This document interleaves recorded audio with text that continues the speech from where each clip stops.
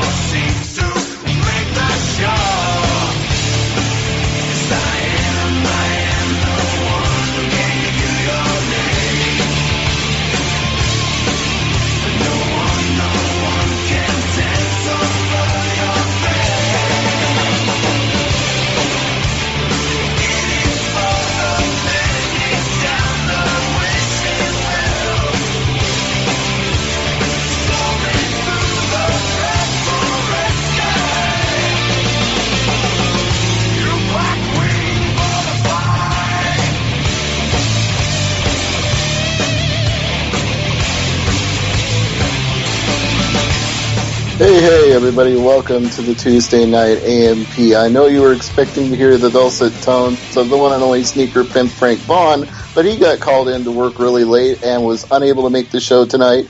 So I am holding down his chair for you. I am Stevie J, the boss, as they like to say, of AngryMarks.com. And Sierra also is unexpectedly unavailable. So sitting in her chair tonight is the not quite as lovely, but just as talented Mr. Custer. I don't think she would appreciate me sitting in her seat, but thanks for having me on, Stevie. No problem. And hey, she might just join us as the show goes on. She may show up, you never know. But while we're doing our own thing, we're just going to go over some of the news of the day because we're doing a fill-in show here for the usual co-hosts. So why don't we start out with my latest news update right here on AngryMarks.com and talk a little bit about Rey Mysterio. Yes, I can't wait for him to come back.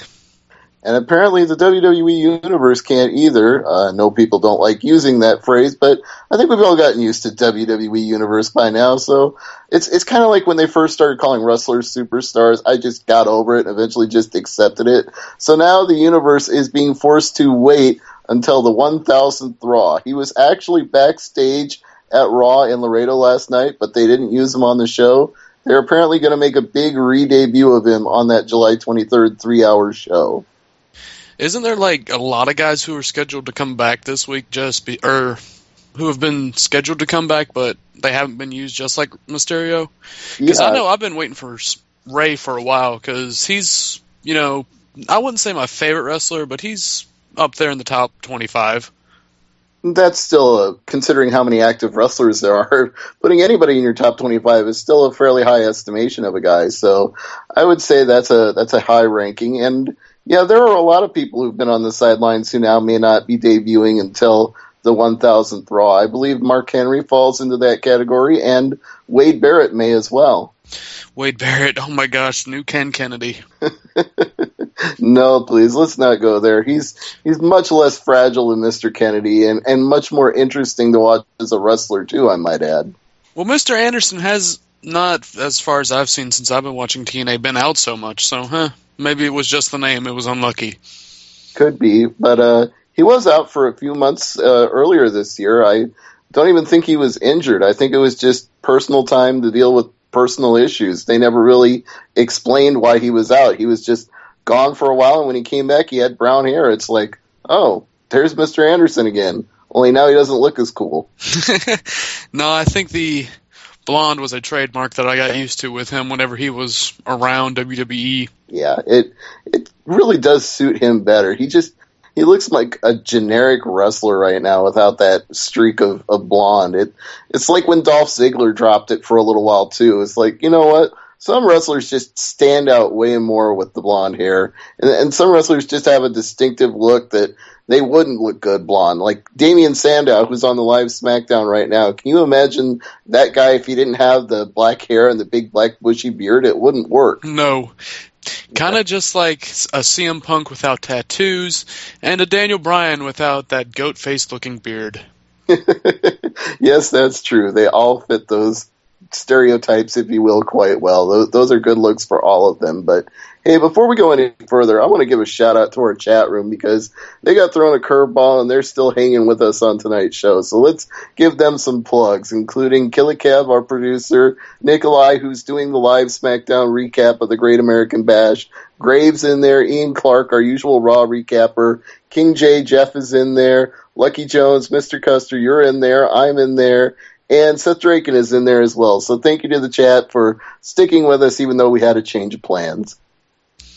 Yeah, it's always nice when the dedicated fans are out there, and we know that the other dedicated fans who listen to this by iTunes are also looking forward to it, even though they do have different voices this time around. Yes, that's true. And speaking of different voices, let's go back to the news and get some voices that are tweeting from the WWE universe. Mark Henry gave us a health update, and he says, Twitter family, I'm good, healing at a fast rate. Not out of the woods yet. So apparently he's on the mend and could be back in time for the 1000th Raw. What was he out for? I've forgotten. I believe it was groin surgery or a herniated groin, something like that. Yeah. Anything with the word groin and involving pain is never really good. Well, for male, I don't know about females, but... Well, I can't imagine it would be very comfortable for a woman either, but for a man, it's definitely excruciating. So, yeah, no good at all. And if you wonder why I started laughing, Kevin just for no random whatever reason said, hey, I like you. I'm like, okay, well, thanks for sharing, Kev. I understand, Kev. I've got that voice. No, Okay. I mean, to clear this up, since Stevie's going to make a mockery of it, Custer was asking me in chat room why I'm busting his balls so much, and the answer is because he's the rookie, and he's fun to push around, and I like him. Okay, well, that's a good explanation. And yes, he might be the rookie of the Angry Marks podcast team, but we do like him.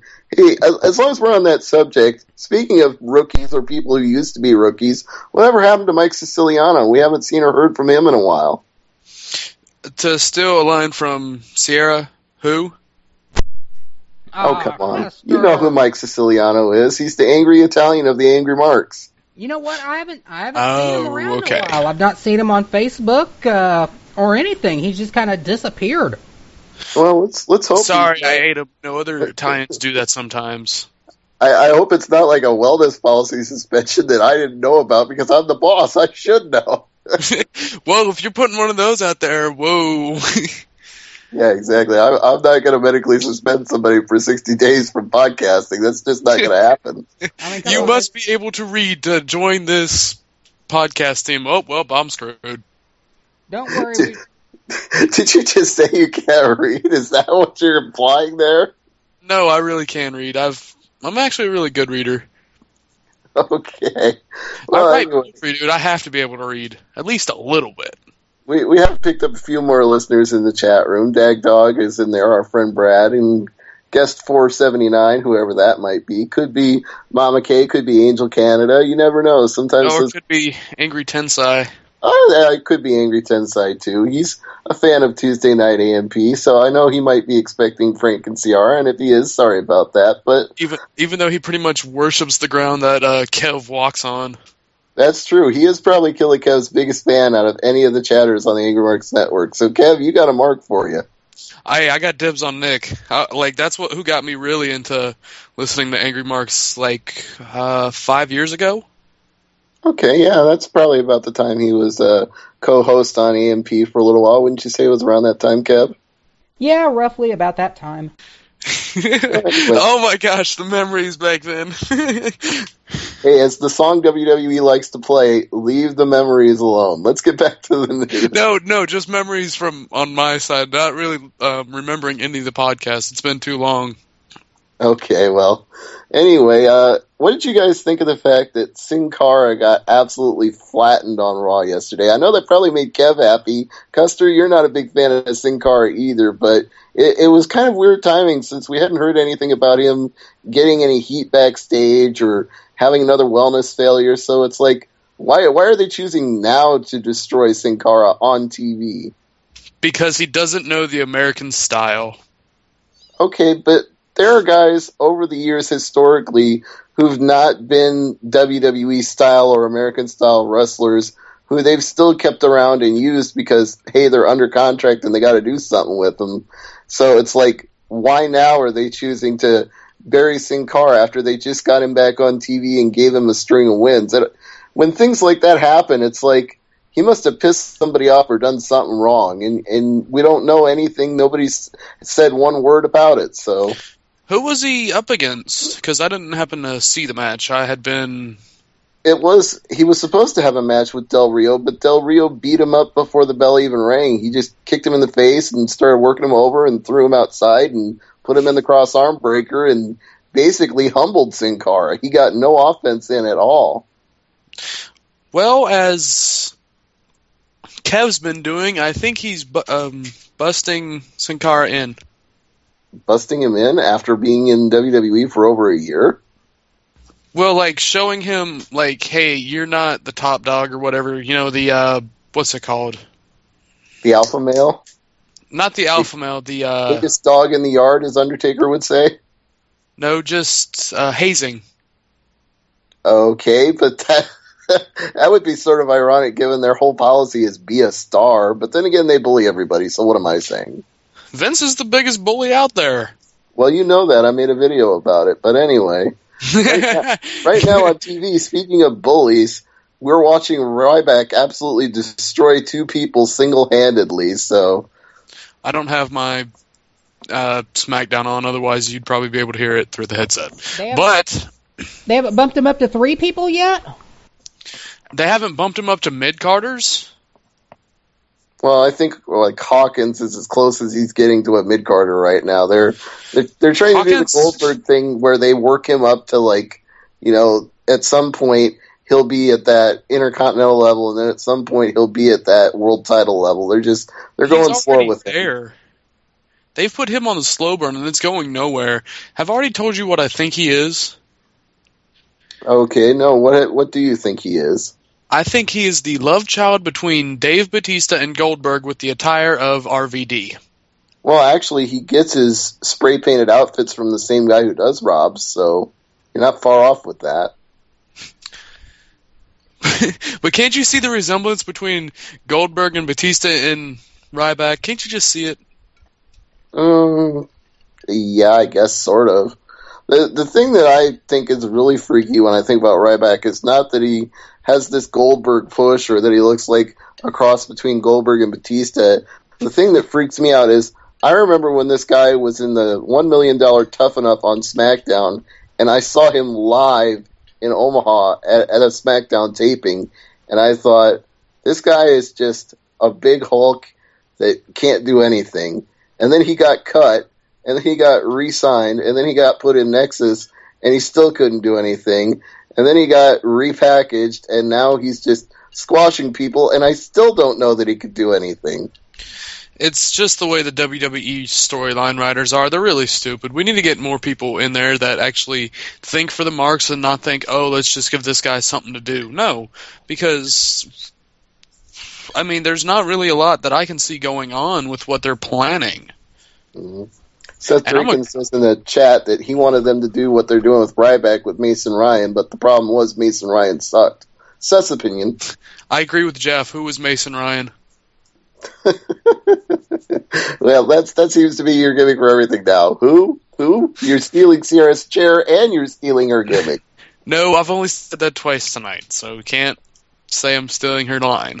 Yeah, and Lucky Joins points out in the chat, and I remember this as well, that Ryback, that is, he was in the same class as the Boogeyman. If you remember right. Wasn't he around AW for a while? Like he was thinking about signing with him or whatever? Yeah, I think they were doing that for a hot minute. They had several different people that AW was scouting, but it honestly meant absolutely nothing to me. That angle went nowhere for so long that when he actually showed up and interfered in that tag match on the pay-per-view, I was like, holy shit, they actually remembered to do something with him. Yeah.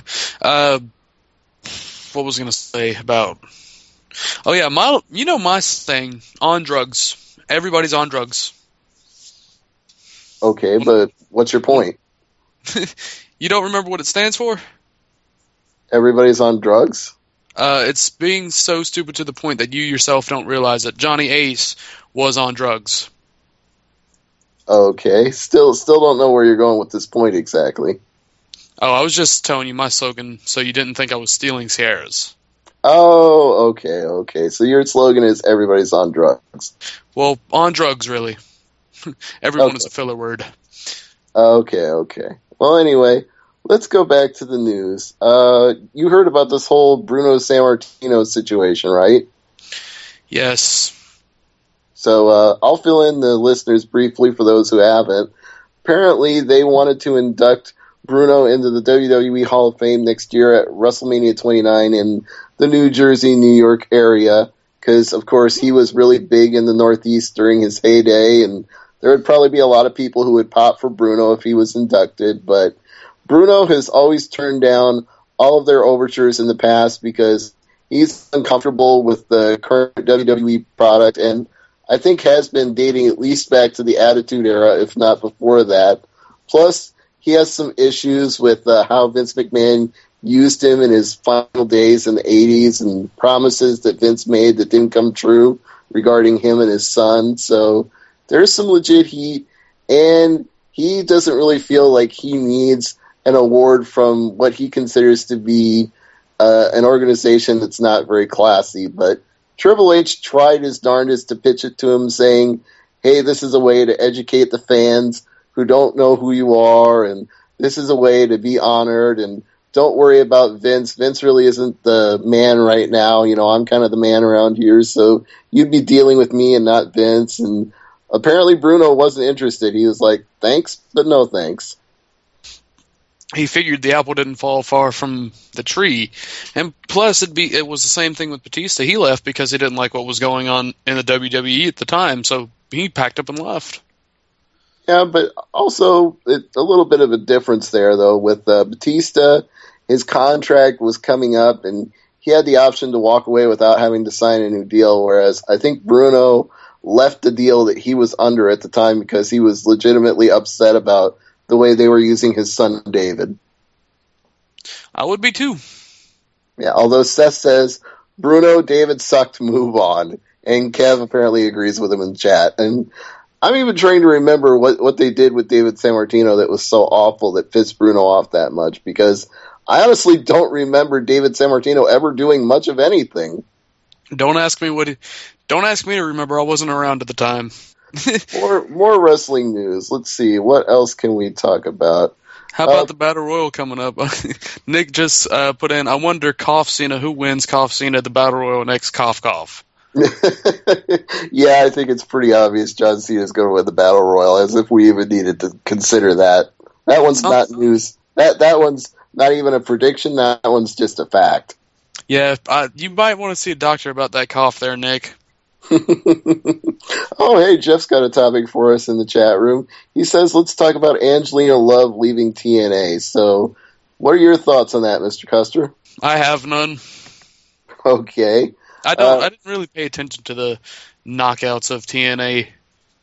All right, well, I find it kind of interesting myself, given that she was a former WWE developmental diva, and she was, I believe her name was Angel Williams at the time, and apparently now that she's left, they're interested in re-signing her. Vince McMahon works in mysterious ways. Yeah, he doesn't want anybody until he can't have them, and then as soon as they're available, he wants them again. And if it's anything like what happened with Gail Kim, he'll sign her just to do nothing with her. Yeah, and then TNA gets fed the scraps that Vince McMahon uses, so I'm thinking Jack Swagger should be on within the next 6 months. Could very well be. Hey, speaking of signing people to do nothing with them, did you know that Armando Estrada was actually under a WWE contract until yesterday? Nope. And neither did I. Like, what the fuck? He'd been under contract for 18 months doing nothing?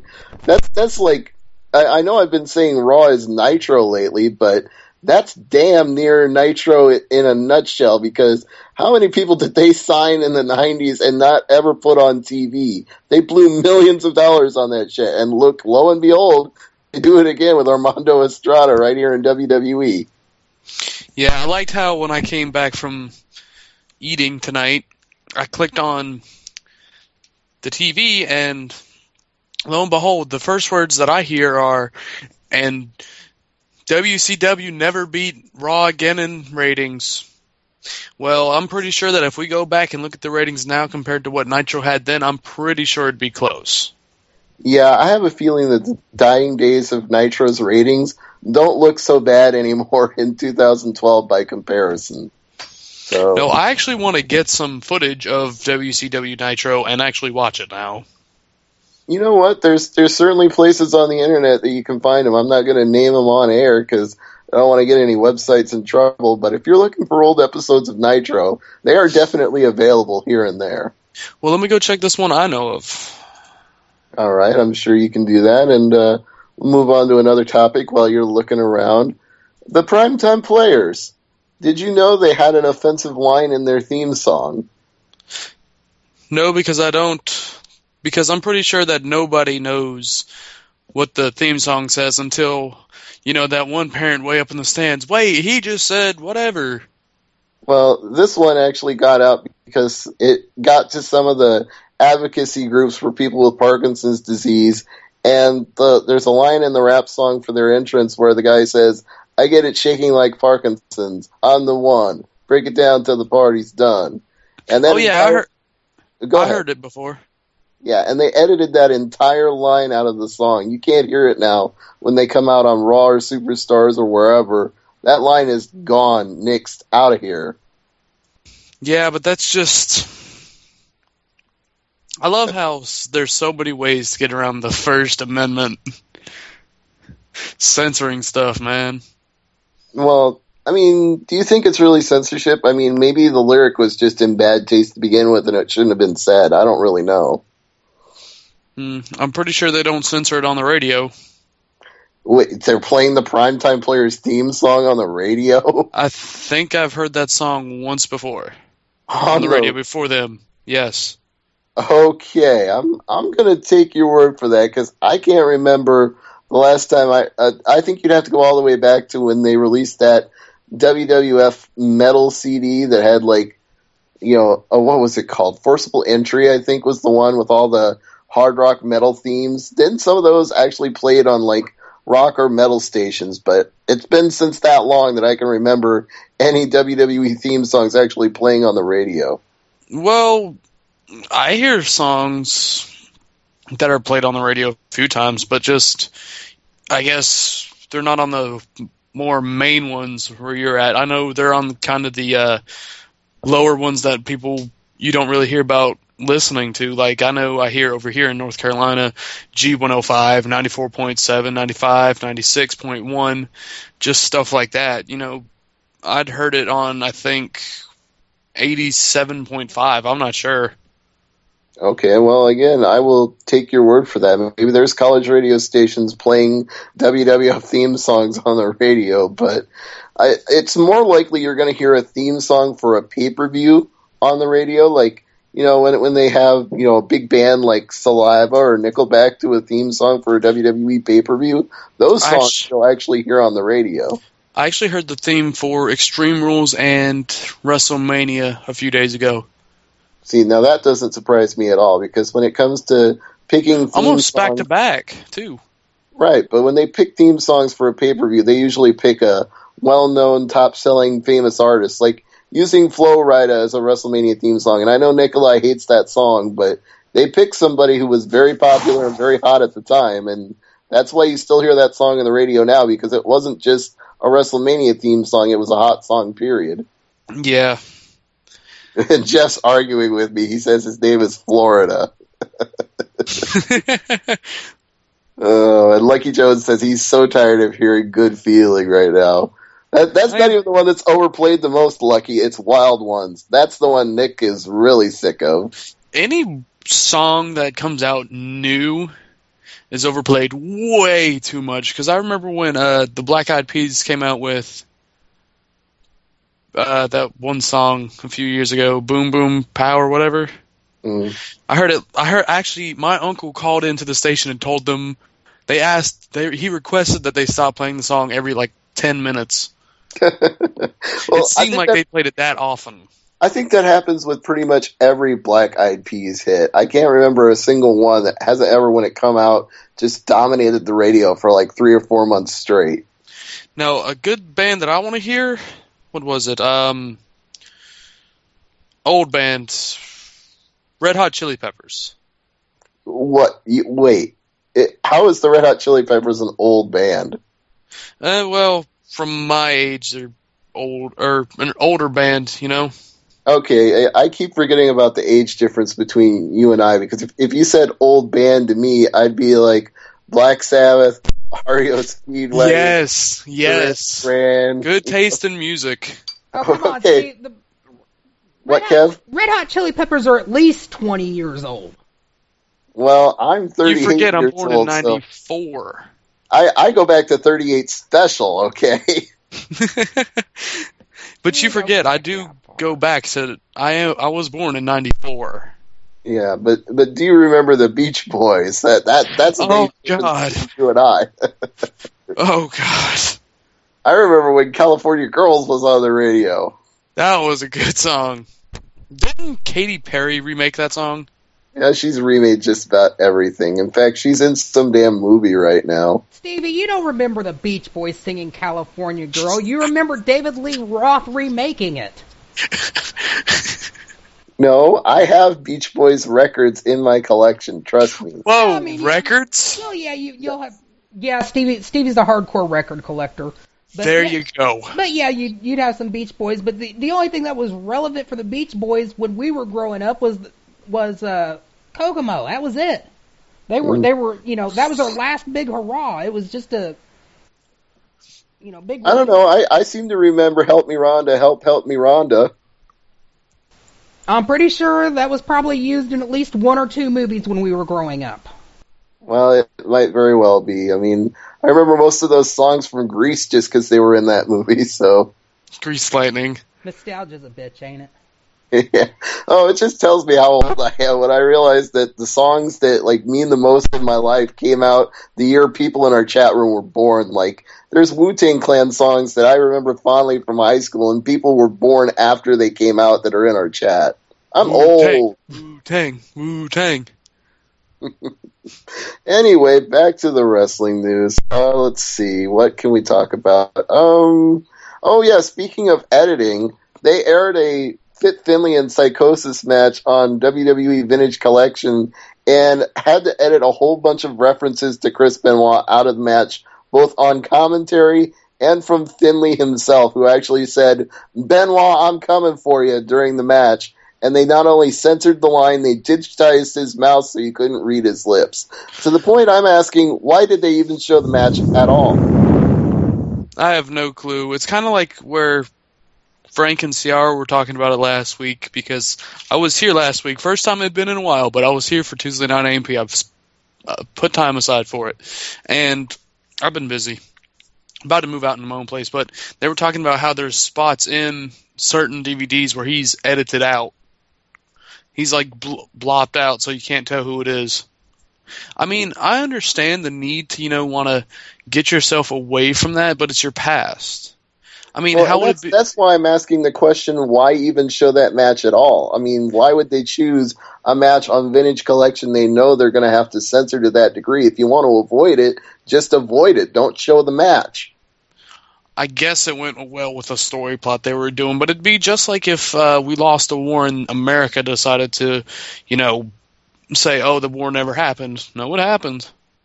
Well, usually they don't deny that a war happened. They just rewrite the way that it happened. They, when they talk about the Korean War, they'll talk about that as a victory when at best it was a draw or a division of the North and the South along neutral lines. I mean, we didn't really win anything, but they like to talk about it historically like we actually won something. It's kind of like how the South will say, yeah, we won the Civil War. No, you didn't.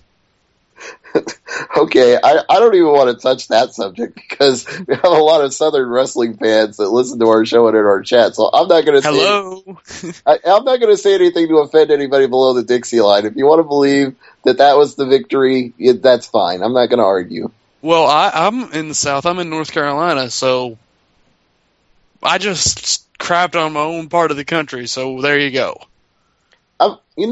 Since I'm not from the South, I've always wondered about that. North Carolina and South Carolina. I mean, are both considered part of the South, or is North Carolina considered like more part of the North than the South? North Dakota, South Dakota.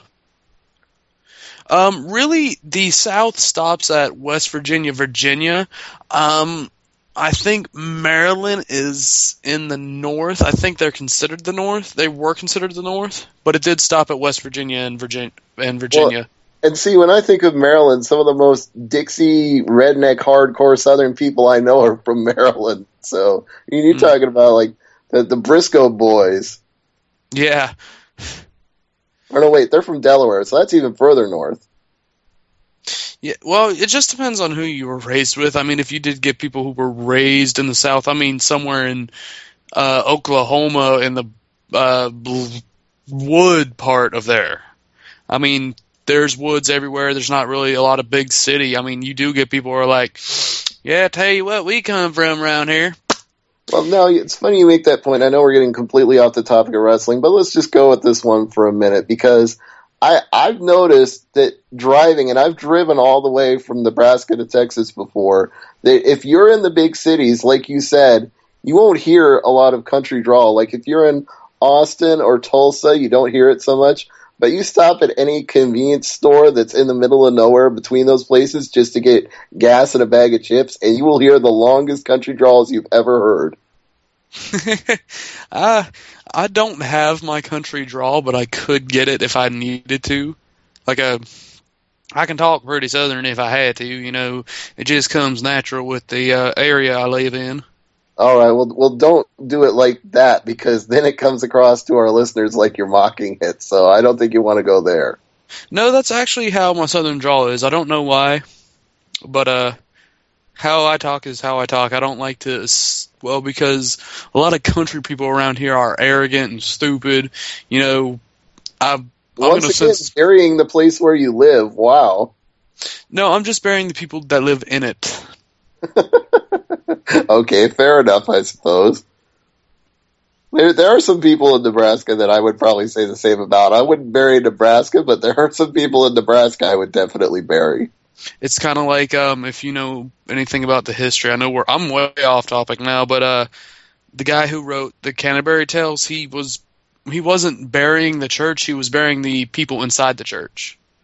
Well, yeah, I mean, you can say the same thing about Martin Luther, going back to the foundations of that, is when he nailed his notes to the Vatican door, he wasn't burying Catholicism, he was just burying what was wrong with it. Yeah. So I love history. We are totally way off the topic of pro wrestling now, so let's try to get it back here. Okay, oh yeah, this is a wrestling podcast. Yeah, well, at least it's supposed to be, but we can go off topic a little bit. It's our show tonight. But getting back to the topic, Roddy Piper is launching his own podcast. I guess he's joining not the Angry Marks Podcast Network, but maybe the only Roddy Piper Podcast Network, because he's calling it the Rod Pod. Would be pretty cool if he joined the Angry Marks Podcast. I don't think that's going to happen. That's probably shooting too high. He probably doesn't even know who the hell we are. Oh, you never know, because if I've been saying, I'm about to train for it, and, if I ever get camera time, the words I want to have across my shirt, I'm an Angry Mark. Well, you know what? We do have a shirt design for Angry Marks that I haven't been able to go and talk to a t-shirt manufacturer about yet, but if I do get it printed up... go ahead. Can I? Because I know someone who's really artistic, and she'll do it in puffy paint and whatever. It looks, because the Juggalo symbol, the Hatchet Man, she did that on a shirt for my friend, and it looked amazing. No, I'm trying to tell you that we already have a shirt design. It's actually been done by a couple of friends of mine from the F4W Empire. Craig Proper and Matt Cleary worked on this together, and it looks like a parody of the Avengers logo. The A in the Angry Marks is stylized like the Avengers A. Oh, well, I was saying she could, draw it on, be the one putting it onto the shirt, because she's really good.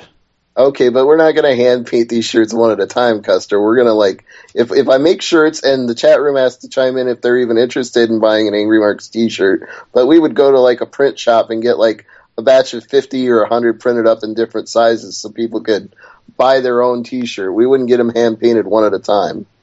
Okay. I would buy one. Okay, well, that's one. I would expect Kevin to buy one. That would be two. Nick would probably buy one, but we want to know if the chatters would actually buy an AngryMarks.com shirt. But getting back to Roddy Piper, what do you think his podcast is going to be like? Will it be like Piper's Pit?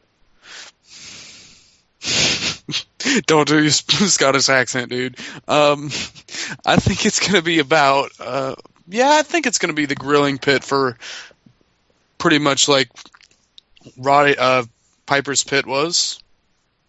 I could see that. I could see him having guests on and ambushing them with questions they don't expect. And apparently he only had 2 words on Twitter to describe his podcast.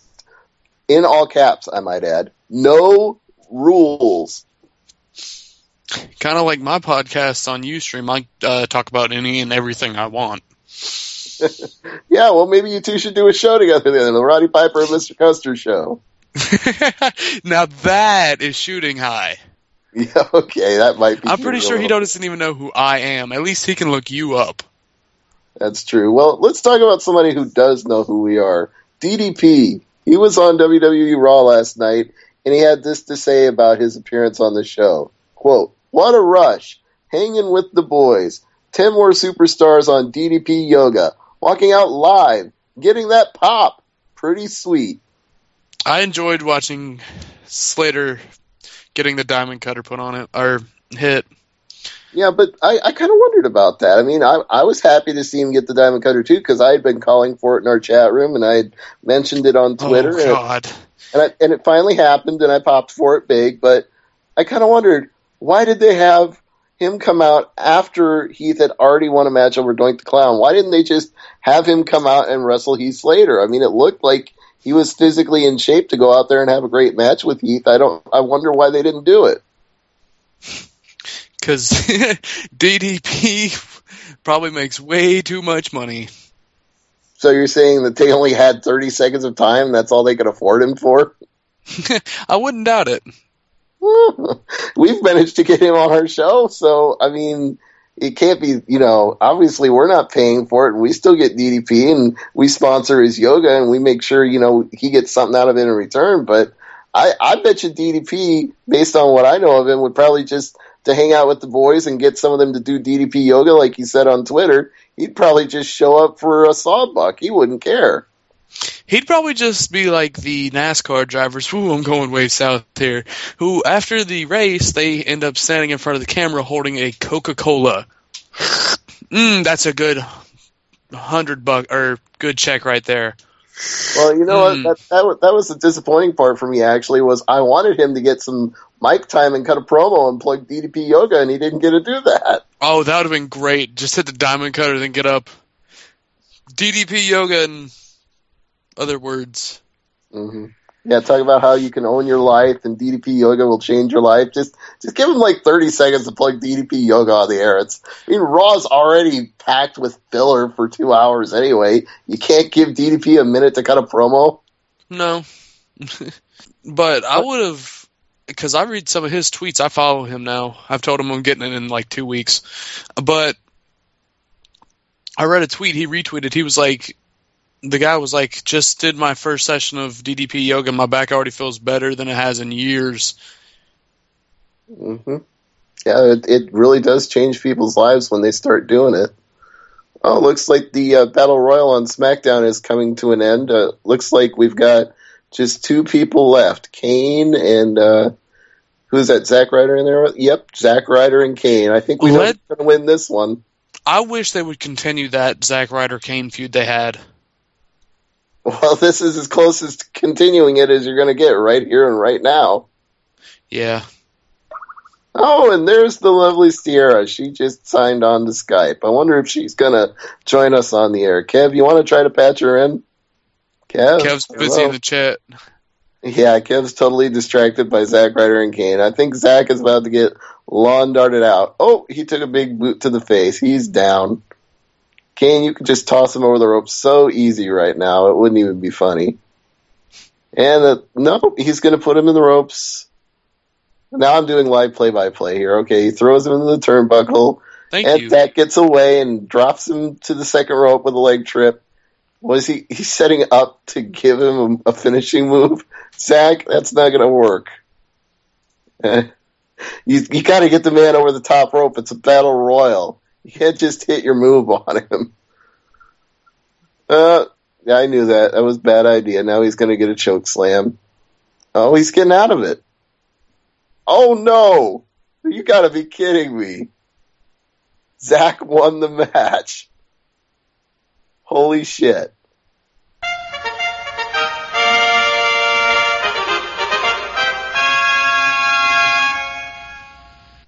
Woo, woo, woo. Zack Ryder is your GM for next week. Layup. Woo, woo, woo. Don't blow it. Well said, Teddy Long, and very appropriate, too, considering he was the general manager for Raw and SmackDown this week. Oh, yeah, I guess. Yeah, okay, now that we've got Kev's attention again, Kev, do you think we can get Sierra into the chat with us? Yes, Sierra said she'll be on in just a minute. Okay. Well, it looks like she's in the chat window right now, so I see her there with her pet raccoon.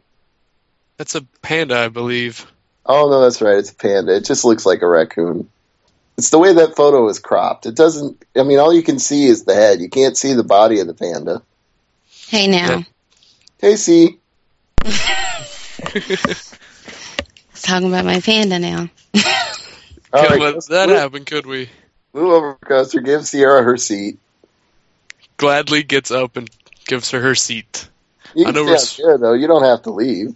Oh, I was just giving her seat back, because I know who belongs in that seat. This isn't my show. Indeed. So, what's going on, C? What's up tonight? What the hell? Like, I am having, like, the strangest, weirdest day ever. I'm like, what the hell? How did I forget the show? Like, Jesus Christ. Did you take a nap or something? Yeah, I do it every week. A power nap before the show. Believe it or not, I do it in like 30 minutes. For some reason, the power kept going out, and I guess when that happened, I couldn't tell what time it was. So the power was out and you stayed asleep? Yeah, the power kept going in and out, so I'm like, okay, God, you need to figure out what you want to do tonight. So, well, that just figures that you're one of the places that actually is in a power outage or power failures, because we were talking about that in the chat room before the show tonight, and most of the people in the chat room obviously have power because they're in the chat room. Indeed. Well, for me, I over the weekend I had lost power and stuff, so I know what it's like to not have it. I lost power. I think it was about Thursday night. I just turned my power back on. Yeah, it was bad. They, they were even saying they weren't even going to turn power on for a couple days, so I'm like, I'm actually over storming right now. I don't want to see no rain, no wind, no nothing. Just stop. This is ridiculous. Yeah, I agree. It's probably high time that everybody on the East Coast gets a break from this shit, because I watched it on the news tonight and they were saying that 1 million people were still without power. I'm like, damn, I'd be pissed off if I was living out there right now. I would be too. We just got the AC fixed in my mom's house. I haven't moved out into my own house yet, but we just got it fixed Sunday, and it feels great. Yeah, it's been a heat wave out here in the Midwest. It's been like 90s and 100s for the last week. So if the power went out here, we'd all be pretty miserable. And that has happened. That has happened before, where it's gotten up in the hundreds, and then there's been a big sudden thunderstorm that came and knocked out all the power, and then we've had to deal with 100-degree heat and no power. I've been for like 4 or 5 days at a time without power out here. Yeah, it's been, the past couple days, it's been going either off or on, and, Thursday when it just went completely off, folks, like, when you lose power in the winter and the fall and stuff, it's like, okay, whatever, I can go to sleep. But during the summer, when you can't cook anything, you're thirsty, it's hot, and you just sweat and sweat and sweat. Yeah, it's just like, ugh. See, that's why I've always said the winter is better, because in the winter, when you're cold, you can bundle up to get warm. But in the summer, when it's hot, you can't take off enough clothes to get cool. Yes, you can. You can always go skinny dipping naked, or skinny dipping in somewhere that's cool. But you're missing my point, though, Custer. I'm saying if you're in your own house, you can bundle up in clothes and get warm when your house is cold, but you can't take off enough clothes in your own house to cool down. You're still going to be sweating and hot. Yeah, that's true. That's why you make like a little kid go to Walmart, get a $3 sprinkler, and attach it to the hose. Oh, Lord have mercy. Yeah, or you just find a fire hydrant and illegally open it, one or the other. Oh, and there's one right up to the road from me, so I could do that if I wanted to. Nikolai agrees with me in the chat. He says, that's why I hate summer. Summer can't be a bummer like that. I love summer, I just hate the heat. Oh, Nick just doesn't like anything. Well, Nick has plenty of reason to be pissed off today because his email got hacked. Yeah, what? Really? I saw that on Facebook earlier before whatever the hell happened here. Duct tape? Are you serious? Really? Duct tape? Yeah, he was duct taped over in Spain and somebody had to go pay $3,500 to get the tape cut off him. Oh my goodness. I think it was him and his cousin were stuck in Spain and needed bail money or some shit. I forget. See, I have been out all day. So if I had seen that, I would just been like, I really would have wrote back. Now, Nick, I don't need these type of emails. Go have several seats, okay? I got okey doke by little Jimmy!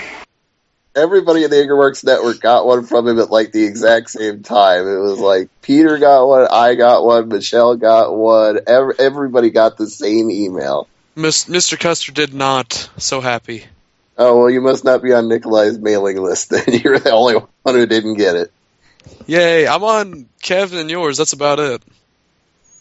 Yeah, well, anyway, let's go back to the news now that we got Sierra with us. And we were just, before you joined us, talking about DDP's appearance on Raw and why they couldn't give him a minute to cut a promo for DDP Yoga. What do you think? I don't know. I didn't really see a problem with it. I think they should at least give him some type of opportunity to promote his project, but then again, this is WWE. They have done this with so many people. And, when he came out there last night, I was just like, oh, this is going to be brief. Diamond Cutter. Well, Diamond Cutter walks out the ring. And I'm like, no mention from commentary of DDP, yoga, nothing, just, wow, DDP, Diamond Cutter, okay. Walks away.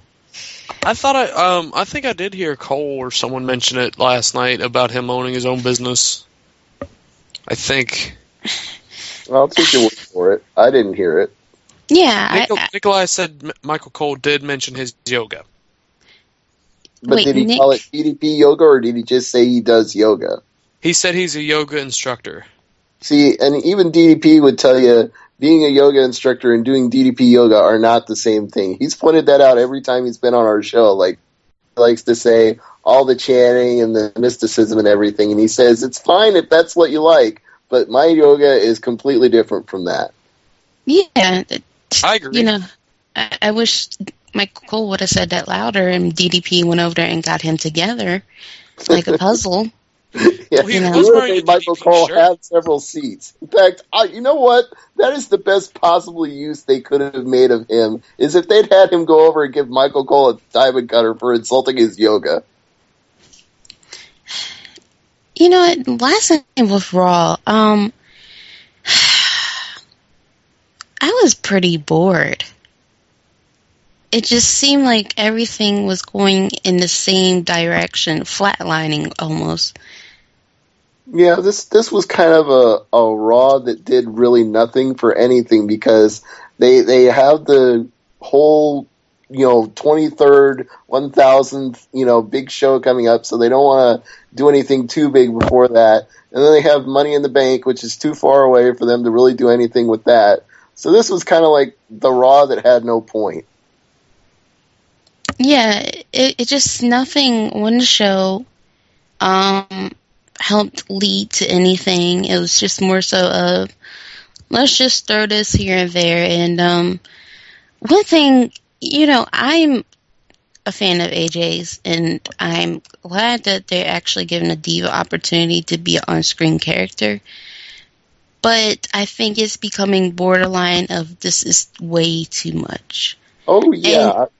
I said that in the chat room earlier tonight before the show, that it's overkill with AJ. I like her. I like the crazy chick thing, but now she's in every segment of Raw, and it's too much. Well, the thing that bothered me last night, this whole time, I haven't even thought that it was too much. Last night, when they kicked off the show, they had Cena, CM Punk, Daniel Bryan out there, and then Chris Jericho goes out there, and every freaking word each one of them said, they had to break it out into chants or try to make the crowd chant it.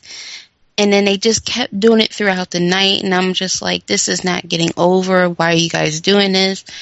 And then AJ's doing the same thing with her own yes chant, and I'm just like, they're actually milking this cow way too much. And Bessie is saying, please get off of me.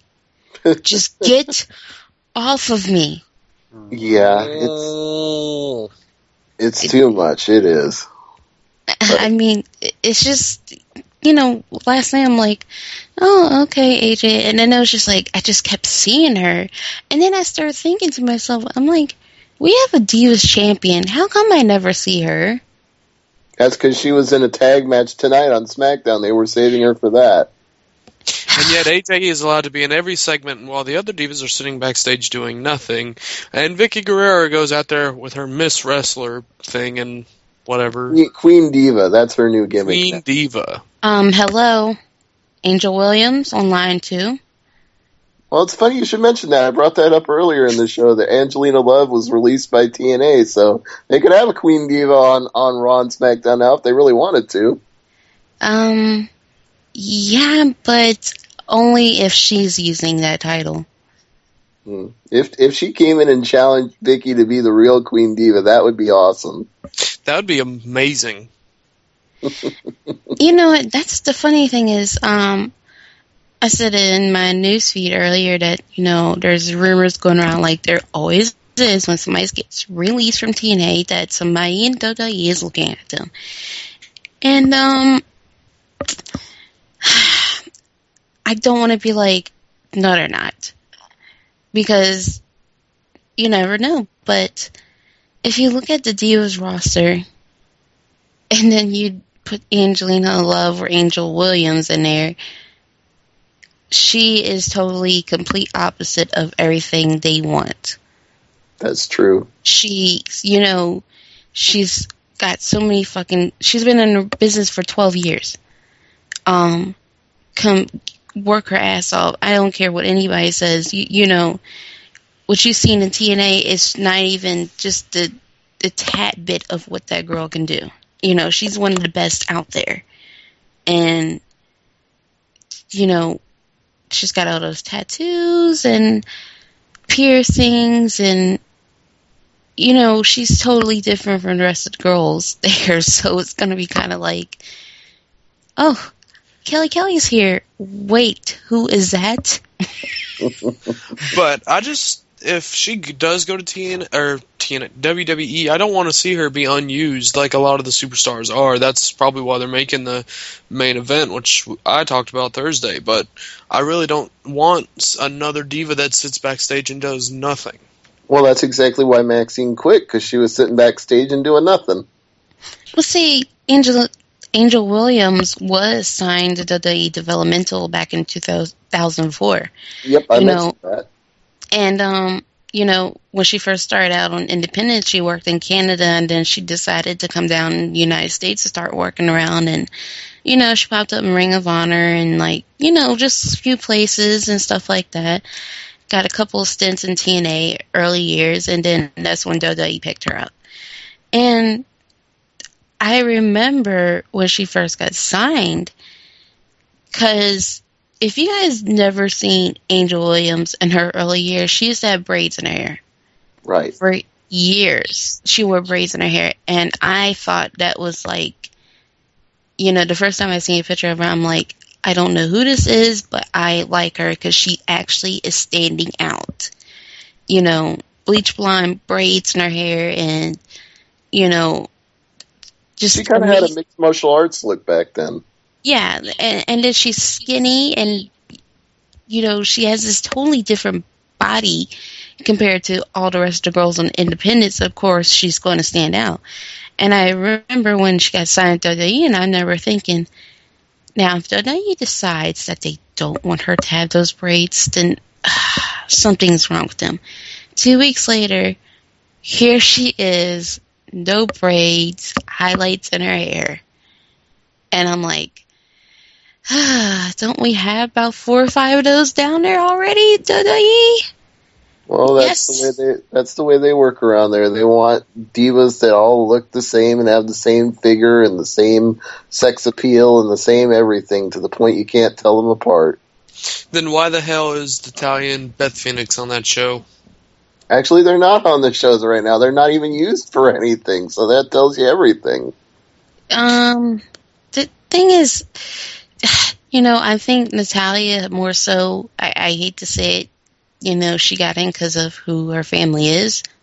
And Beth Phoenix, I think they more so just brought her in because you didn't really have no other really dominating chick at the time since maybe China.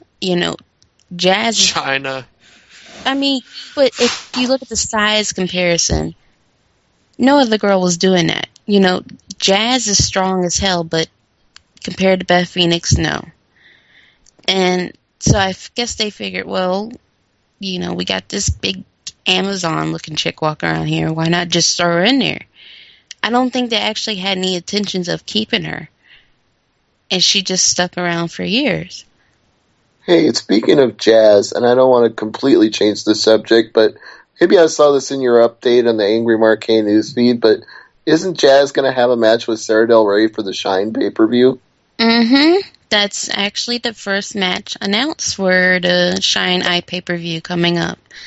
That alone is reason for me to buy that Eye pay-per-view. You know what?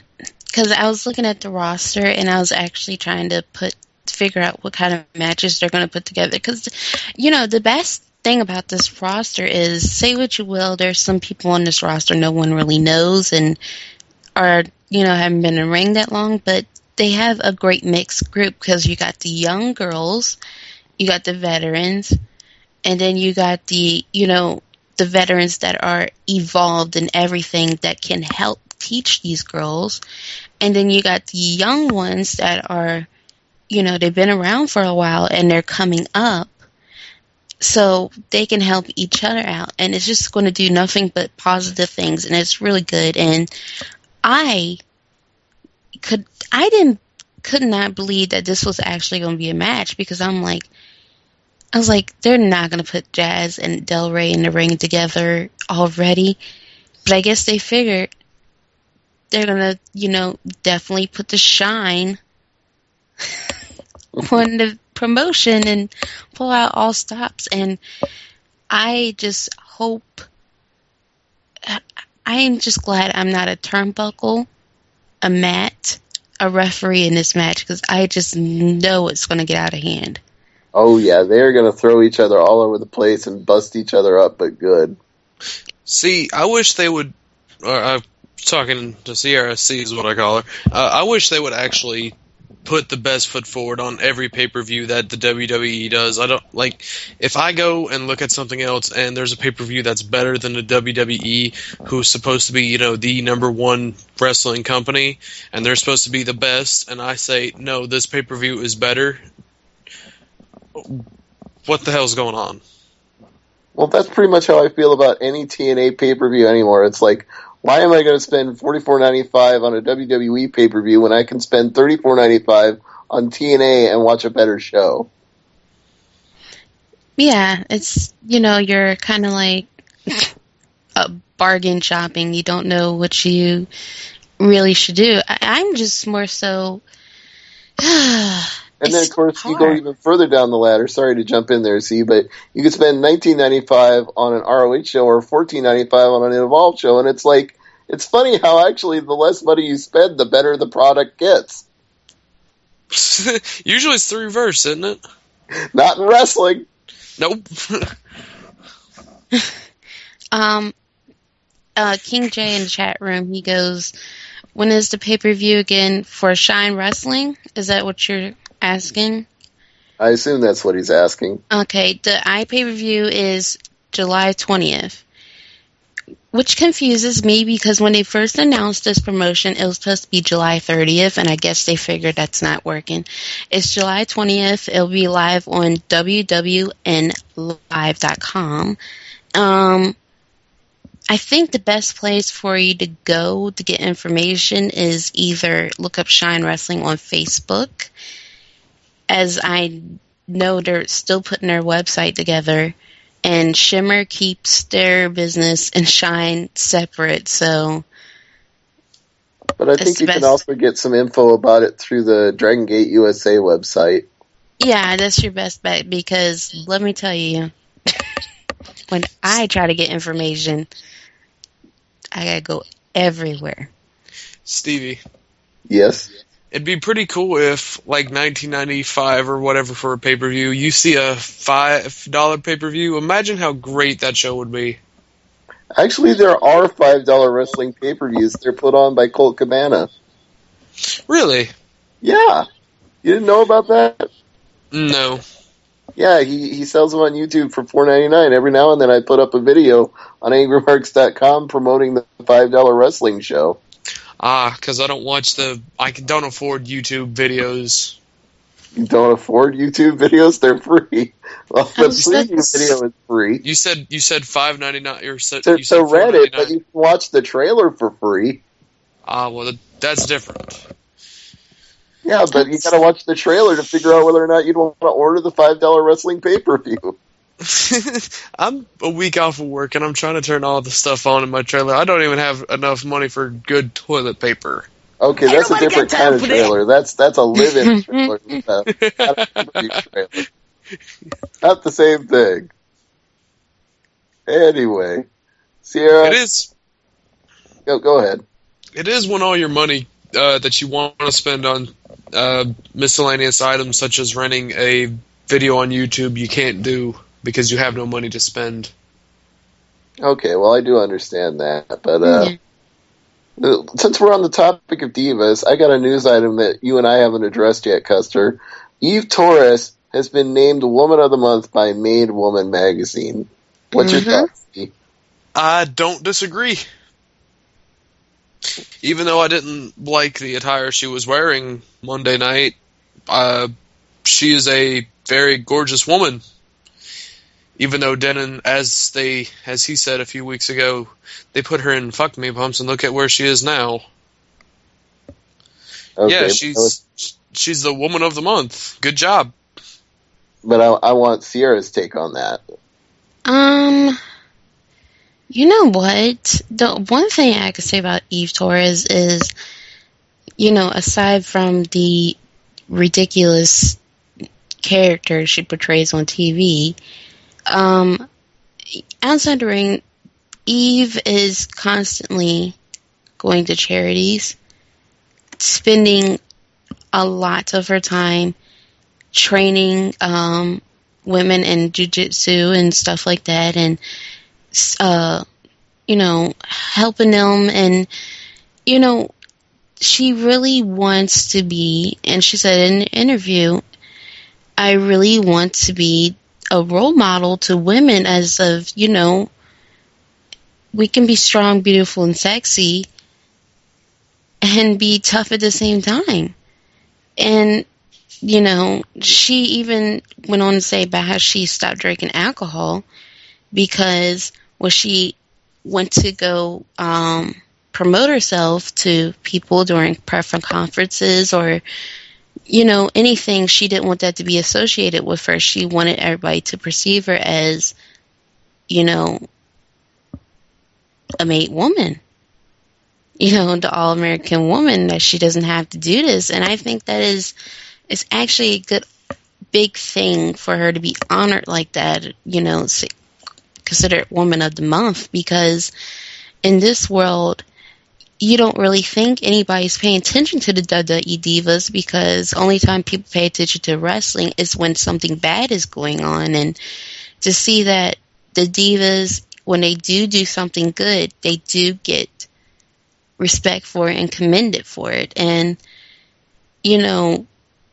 she has a big heart, to take time out of your day to, dedicate your life to helping other women, build up their own confidence and feeling safe, and, just sitting there and having a conversation with a woman you don't even know, just to put a smile on her face. That takes a lot.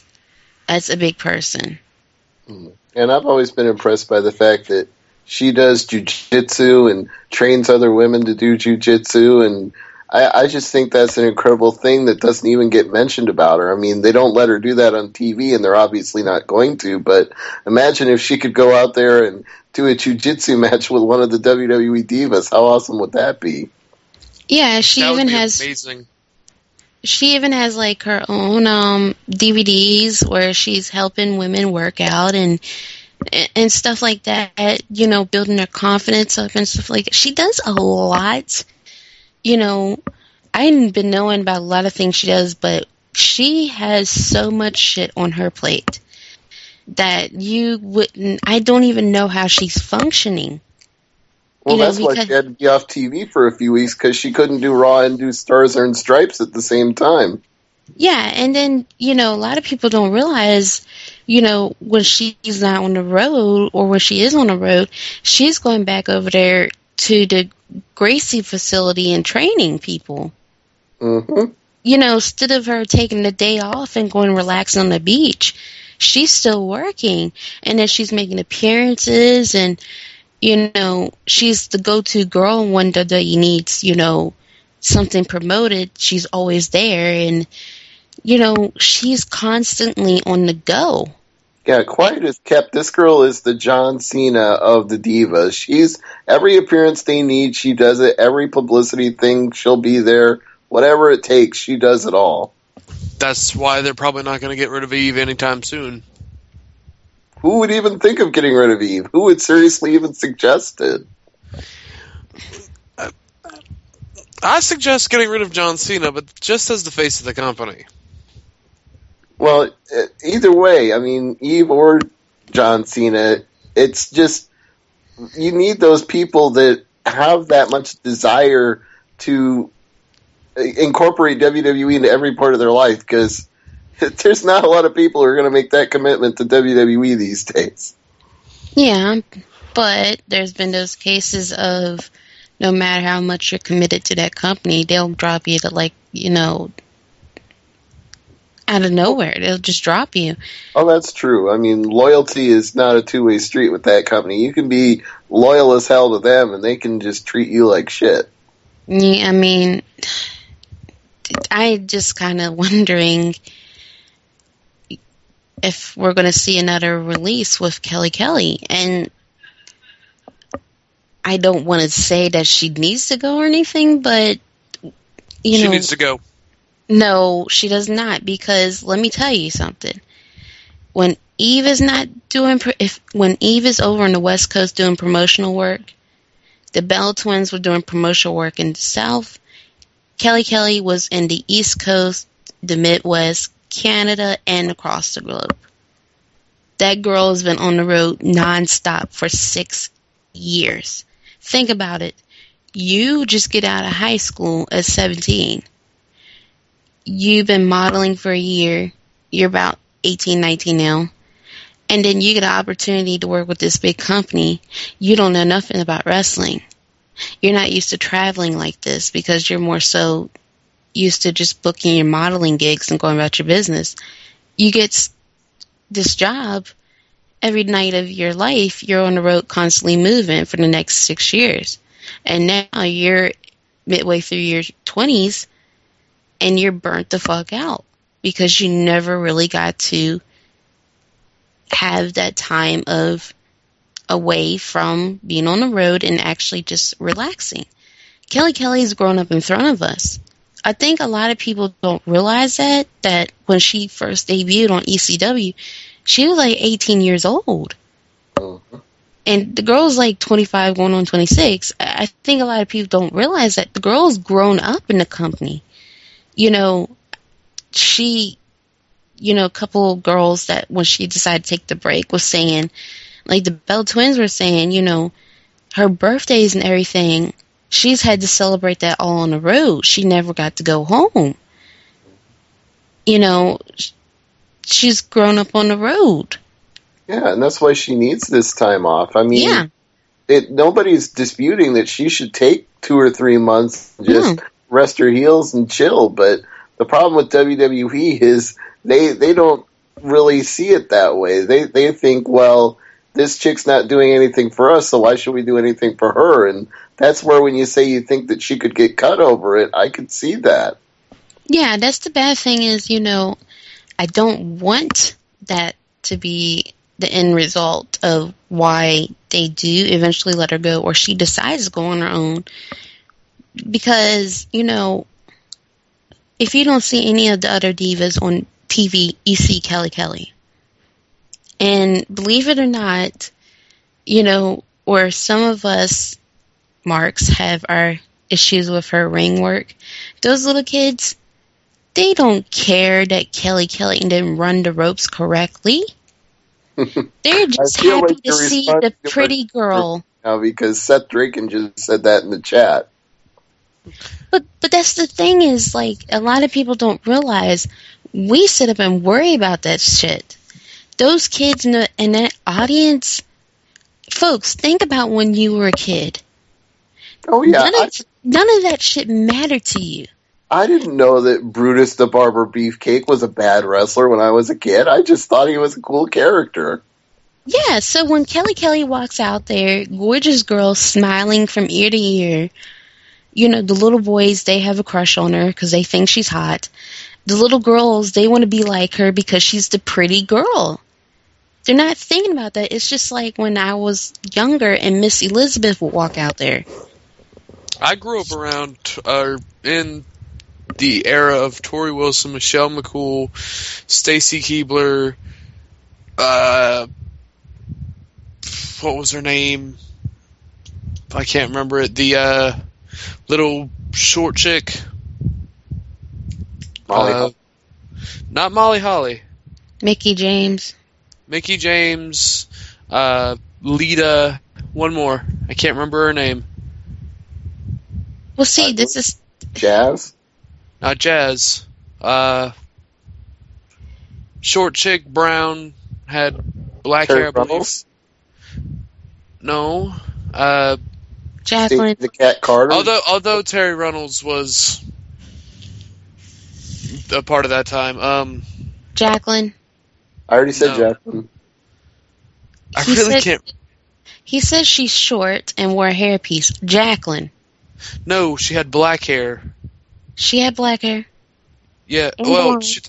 and brown. I can't remember her name to save my life. The chat room is saying Ivory. Ivory had brown hair, never black. Jeff says Candice Michelle. There it is. Candace wasn't short.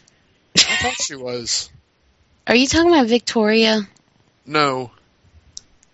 Candace Michelle. I was talking about her. She to me, she's shorter than me. So if I say she's short, I mean they're shorter than me. Now, anybody who ever wants to complain about what Kelly does in the ring, go back and watch a few Candice Michelle matches. Seriously. That's, I tell them that every week. They just don't listen to me. Well, now that I'm saying it too, maybe people will finally catch on. If we're both saying it, we can't both be wrong. I mean, Kelly is not, she is not no, She's not no Sarah Del Rey, but she can do what she can do. I want to give her a fair comparison. She is no Tori Wilson in the ring, but she's okay. She's getting better. I think more so what Kelly's problem is like I said to King J a couple of times, when Kelly's in the ring with, veterans like Natalya, Beth Phoenix, or girls that's been in the ring a little bit longer than her, she can put on a semi-decent match because they can ground her, slow her down in the match, and make her actually do something. But when she could be carried to a good match. Yeah, but if she's in the ring with somebody that has the same amount of experience as her or less, and they don't know how to carry a match or lead a match, and they expect her to do it, that's when it kind of falls apart, And that was what happened with Candice Michelle all the time, was that they would put her in there with people who knew even less than she did, and the matches would just go absolutely haywire, and you'd be like, why am I even watching this right now? They both suck. Yeah, that's, Candice was not... I was never really big up on her work. I didn't really see the appeal with Candice, really. Because the only appeal that she had was that she would do that little dance and wave her wand. Yeah, but it was just a thing of, at that time, you had so many other girls in that company that were just as hot or hotter than her, and she was getting that much time, and it just puzzled me, and I said, wow. I think it was like Vince McMahon had a fetish for her because she was famous before she came to WWE. And you know how Vince is like that. When he gets a hold of somebody that was famous for something else, he just adores the hell out of them. TNA. Angry Tensai says, Sierra Marks to Joy Giovanni like I do to Lord Tensai. Actually, no. Her 2 minutes of fame, really? I didn't, to be honest, that time when they started that Diva Search, that was the worst time to be a women's wrestling fan. You don't have to tell me, because I was at some of those Divas contest shows that ran live here in Omaha, and those were awful TV shows to sit through in a live audience. It just felt like, at first I didn't realize what exactly was their overall plan of doing the first one. And then, it just dragged on for weeks where they were getting 10-minute segments. And then you got Trish Stratus, Molly Holly, and a couple of the girls that have been in the ring busting their ass for years. They get their match shortened down to 2 minutes. So now they got to run around and figure out how they're going to have a finish to this match, because these Diva Search girls that nobody knows, nobody really cares about, just took up 10 minutes. And then, it just got worse over time, to the point where I'm like, why are we still hiring all these girls? And it became such a joke, because you knew that anybody that got cut in the Diva Search was going to be hired and be on TV anyway. Yeah, it just... And then the bad thing is, it makes me go back to Angel Williams, because when they first started that Diva Search thing, that's when she was down in Deep South Wrestling, and then later moved her to Ohio Valley Wrestling. Let me tell you who was all in WWE developmental at that time. Angel Williams, ODB, Serena Deeb, Beth Phoenix, Natalia Neidhart, Chantel Taylor, better known as Taylor Wilde in TNA, Chrissy Vane, who else? Brooke Adams, but, she really wasn't doing anything. Brooke Adams, better known as Miss Tessmacher. Who else was in there? Katie Lee. I knew about 4 of those names. They had this big crop of talent of girls. When I go back and watch like the old stuff from OVW and Deep South, I'm like, wow, they had actually a good crop of girls, and they were all mixtures of like, this one is powerhouse, technical, high flyer, Melissa Coates, Melina didn't come till, Melina really wasn't in the ring. She didn't come till later on. And then, you had Jillian Hall, who, it's sad to me that a lot of people only know Jillian Hall for the crap she was doing in WWE, but if you've never seen any of her indie stuff or her stuff in OVW, then God help you. Because Jillian Hall, when she was in OVW, a lot of people don't know this, but that girl was considered the next big diva. They had trumpeted this girl that they thought she was going to be the next big thing in the Divas division. With the amount of divas and the WWE independent territory promotion type things, they have such good divas that they could have a powerful divas roster in WWE at the moment, and yet they don't utilize it. Well, it's more so the thing of, you got to look at what WWE's main focus of targeting their audience is. Their audience that they target is kids. But the thing is, it's totally different. They target the kids, and 2, they target the TMZs and stuff like that. If they got a pretty girl here, they want to make sure that that's the top headline.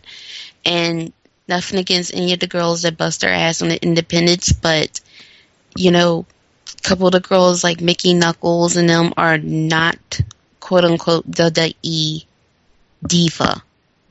Well, even if they don't fit the standards of diva, there are other, types of audiences that do watch these shows. If they want to bring in different crowds, then they also need to bring in different types of people who wrestle.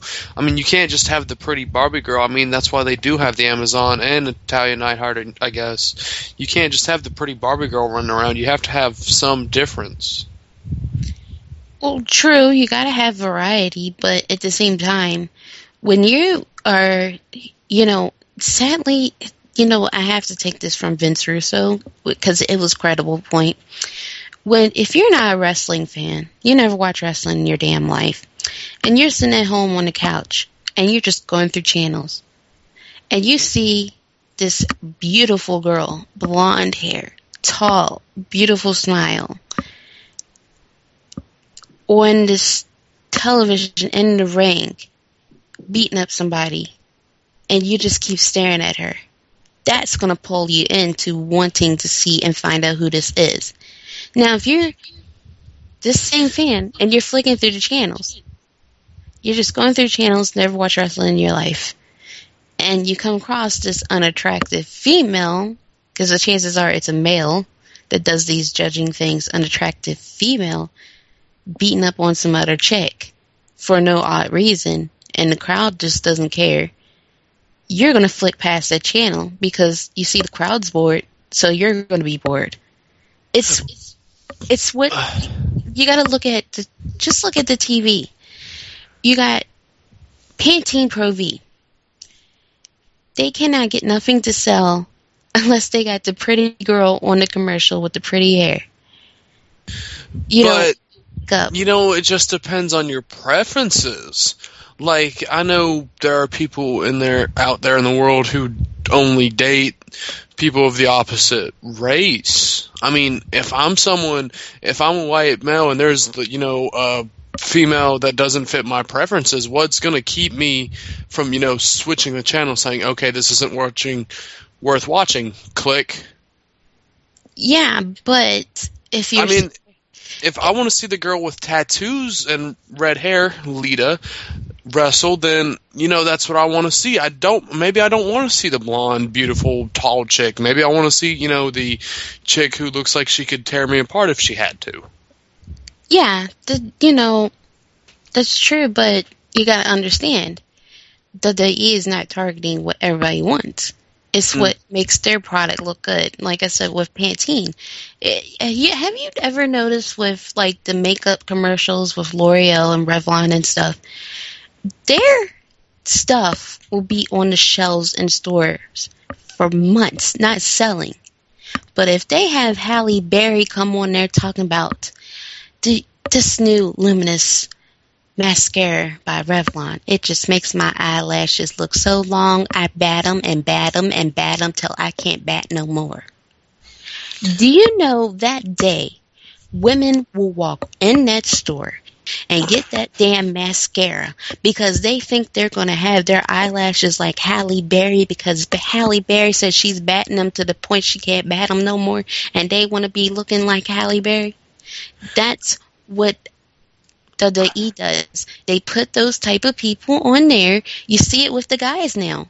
The guys. Every guy has a six-pack. Even if he's ugly. No, I don't have a six-pack. I'm working on it, though. Oh, hush. I'm not talking about you. I'm talking about the guys. All the guys are cookie cutter. Everybody has a six-pack. Or they have tattoos. Or they have some type of generic look that we've seen a million times.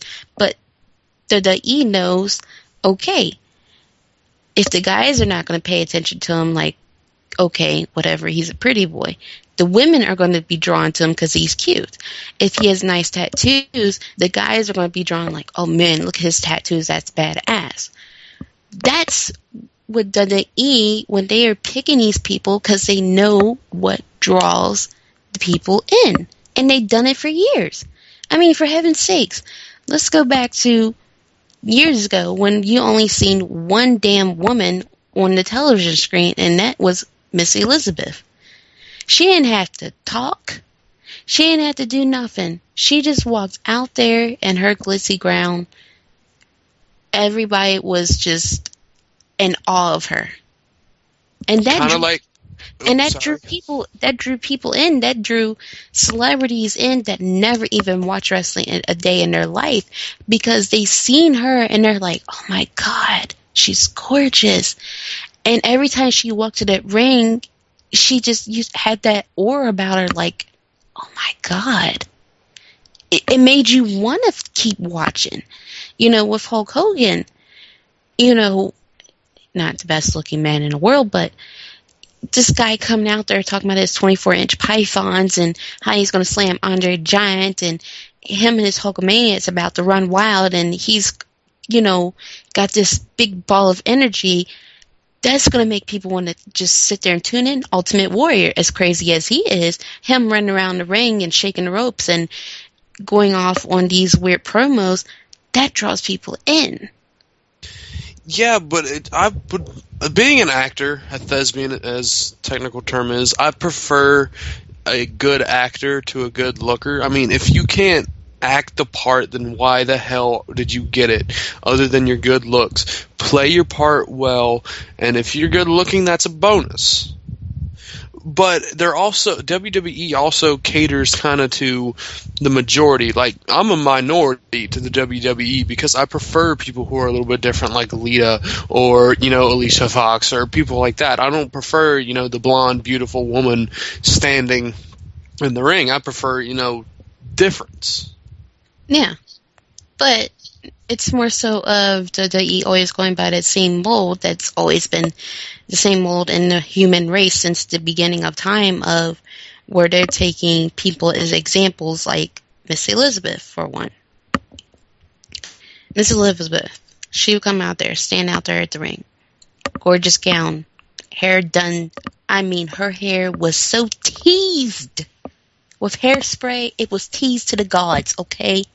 Zeus could even see how teased that was, okay? It was basically perfection for her.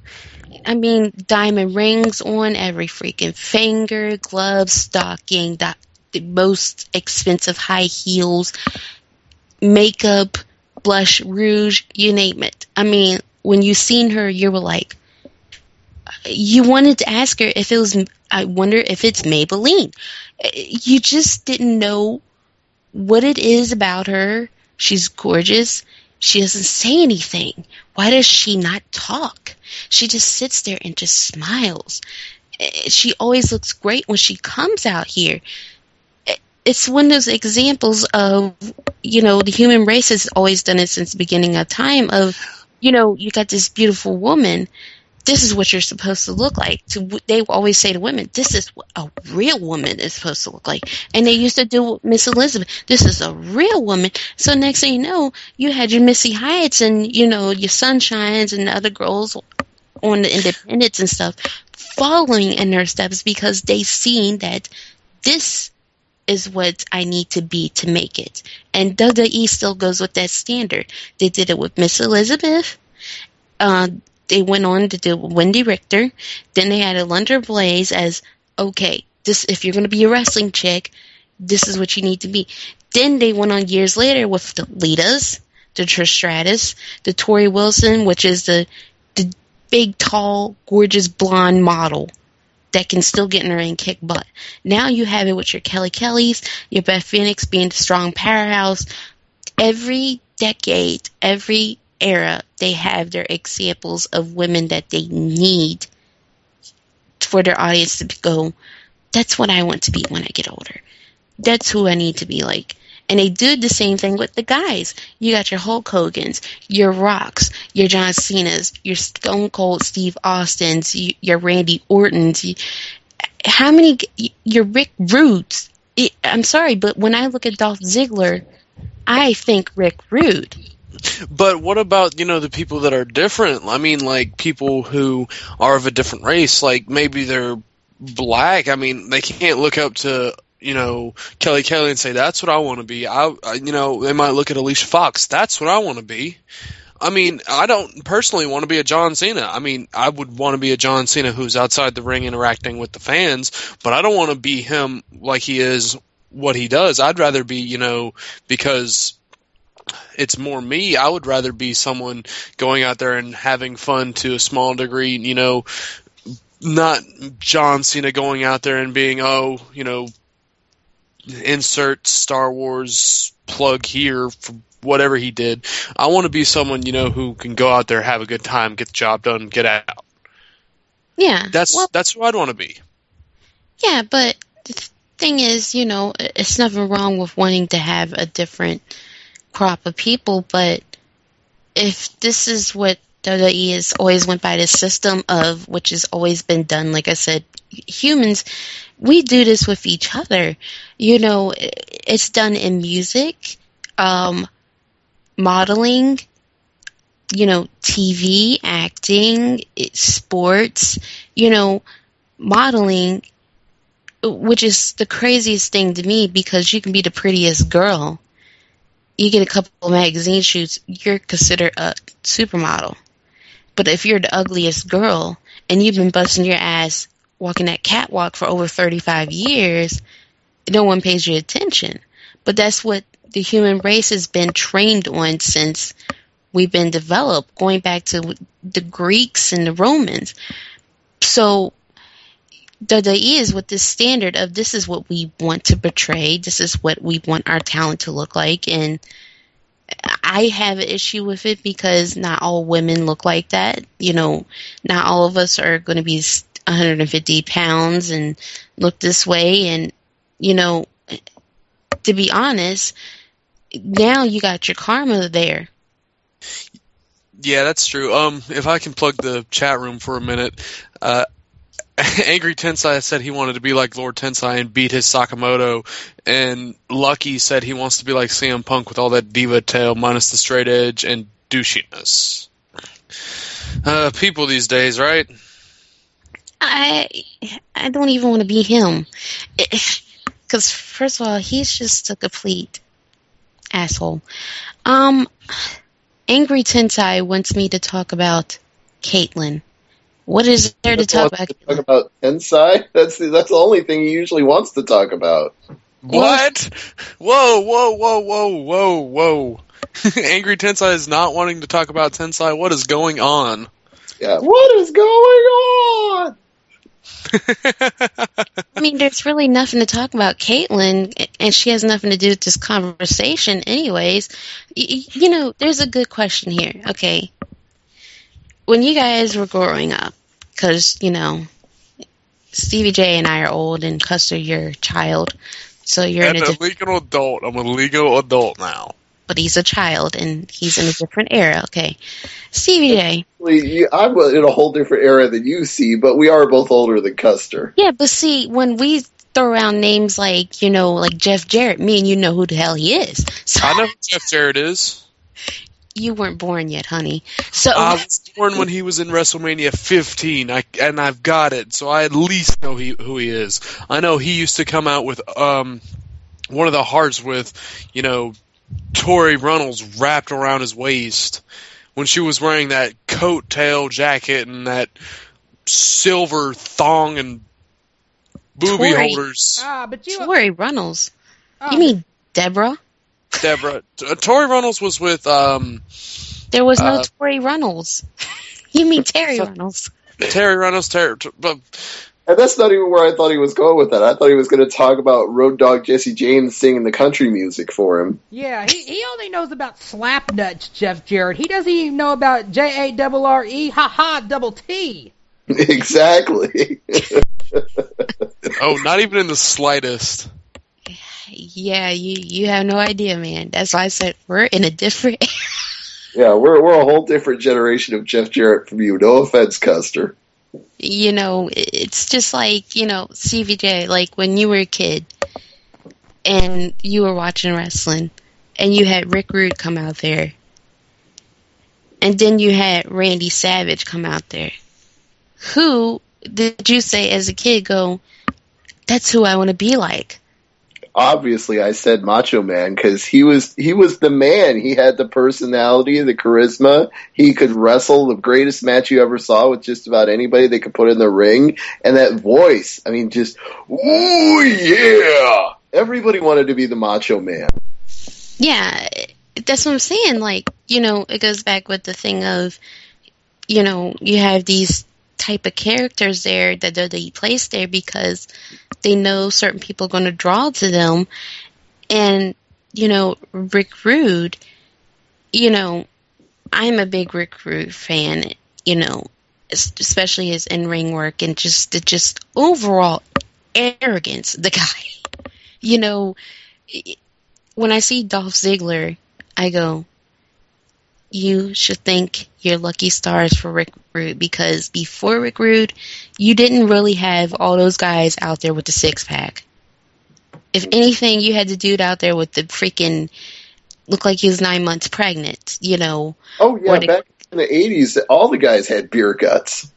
Yeah, or, you know, he's been working out a little bit, you know, the beer belly is a little bit toned, but there was no thing of the washboard abs, the Abercrombie look. And when Rick Rude just came, it was just like, wait, he looks totally different.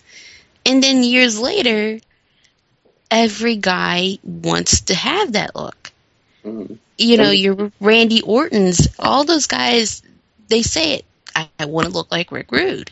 I mean, even The Rock didn't have the six-pack of abs when we first saw him as Rocky Maivia. It wasn't until Nation of Domination and after that he really developed that buff, chiseled persona.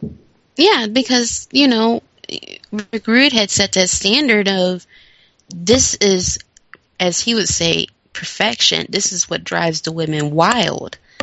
And, you know, a guy watching that and you're having a problem with the ladies, you're like, hey, I'm going to work out tomorrow.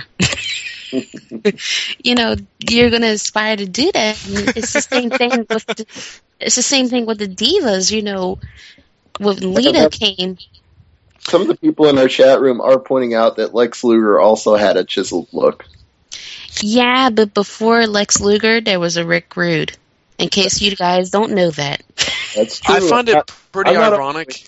I'm just bringing up chatted. Go ahead, Custer.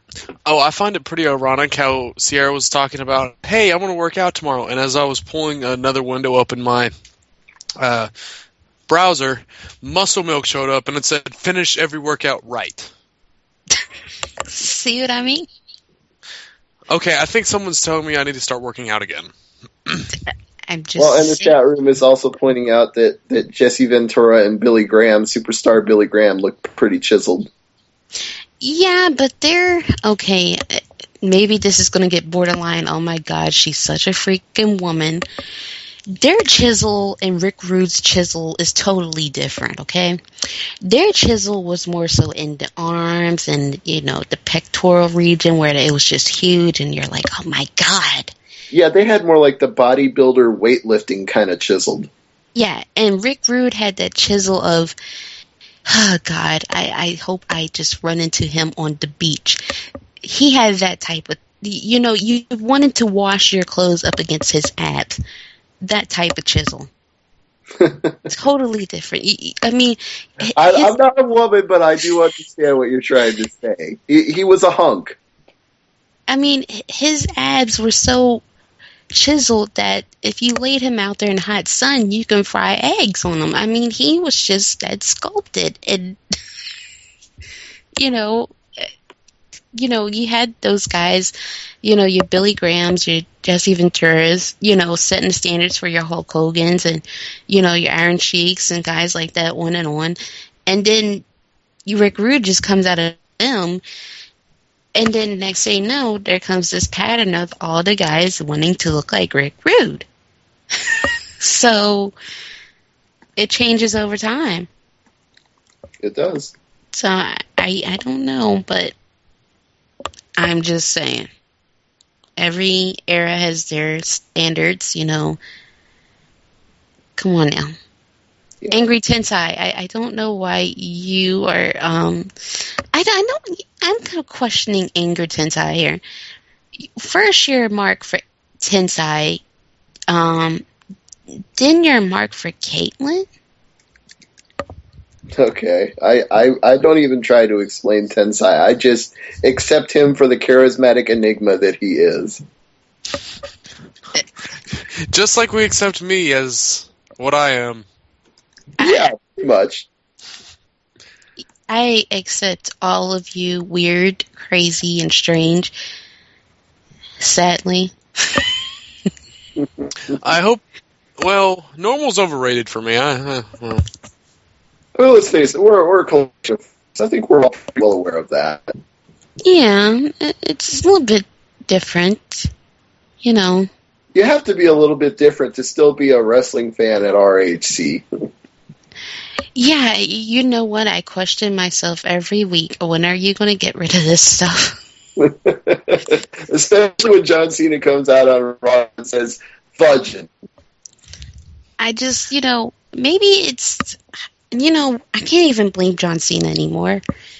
I'm past that. I feel bad for him that he's in that position of, he has to say those type of things because, they want to be PG and whatever. So I'm past that. I had a problem with him saying fudging. It was when Jericho called him on it for being bullshit, and then he says, what do you do? Our show is for 9-year-olds. I'm like, and yet, for making me feel like an idiot for watching wrestling, because I am way older than I. And yet they were having him and The Rock pretty much trade the nastiest comments and blows and swear words a few months ago for WrestleMania, and yet now they're reverting to fudging. Really?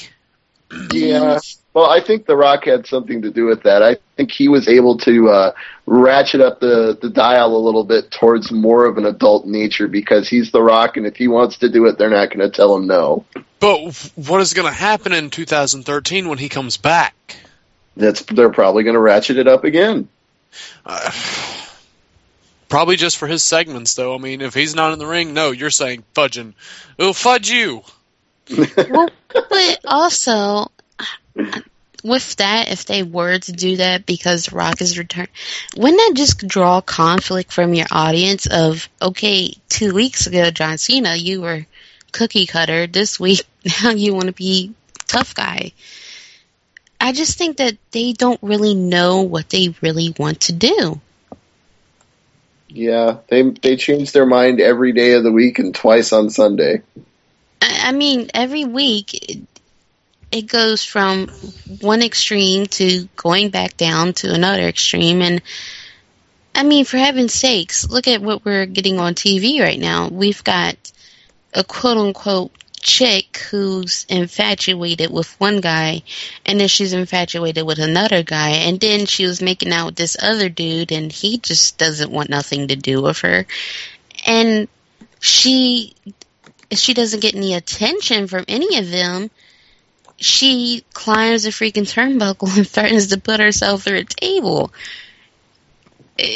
That's just crazy.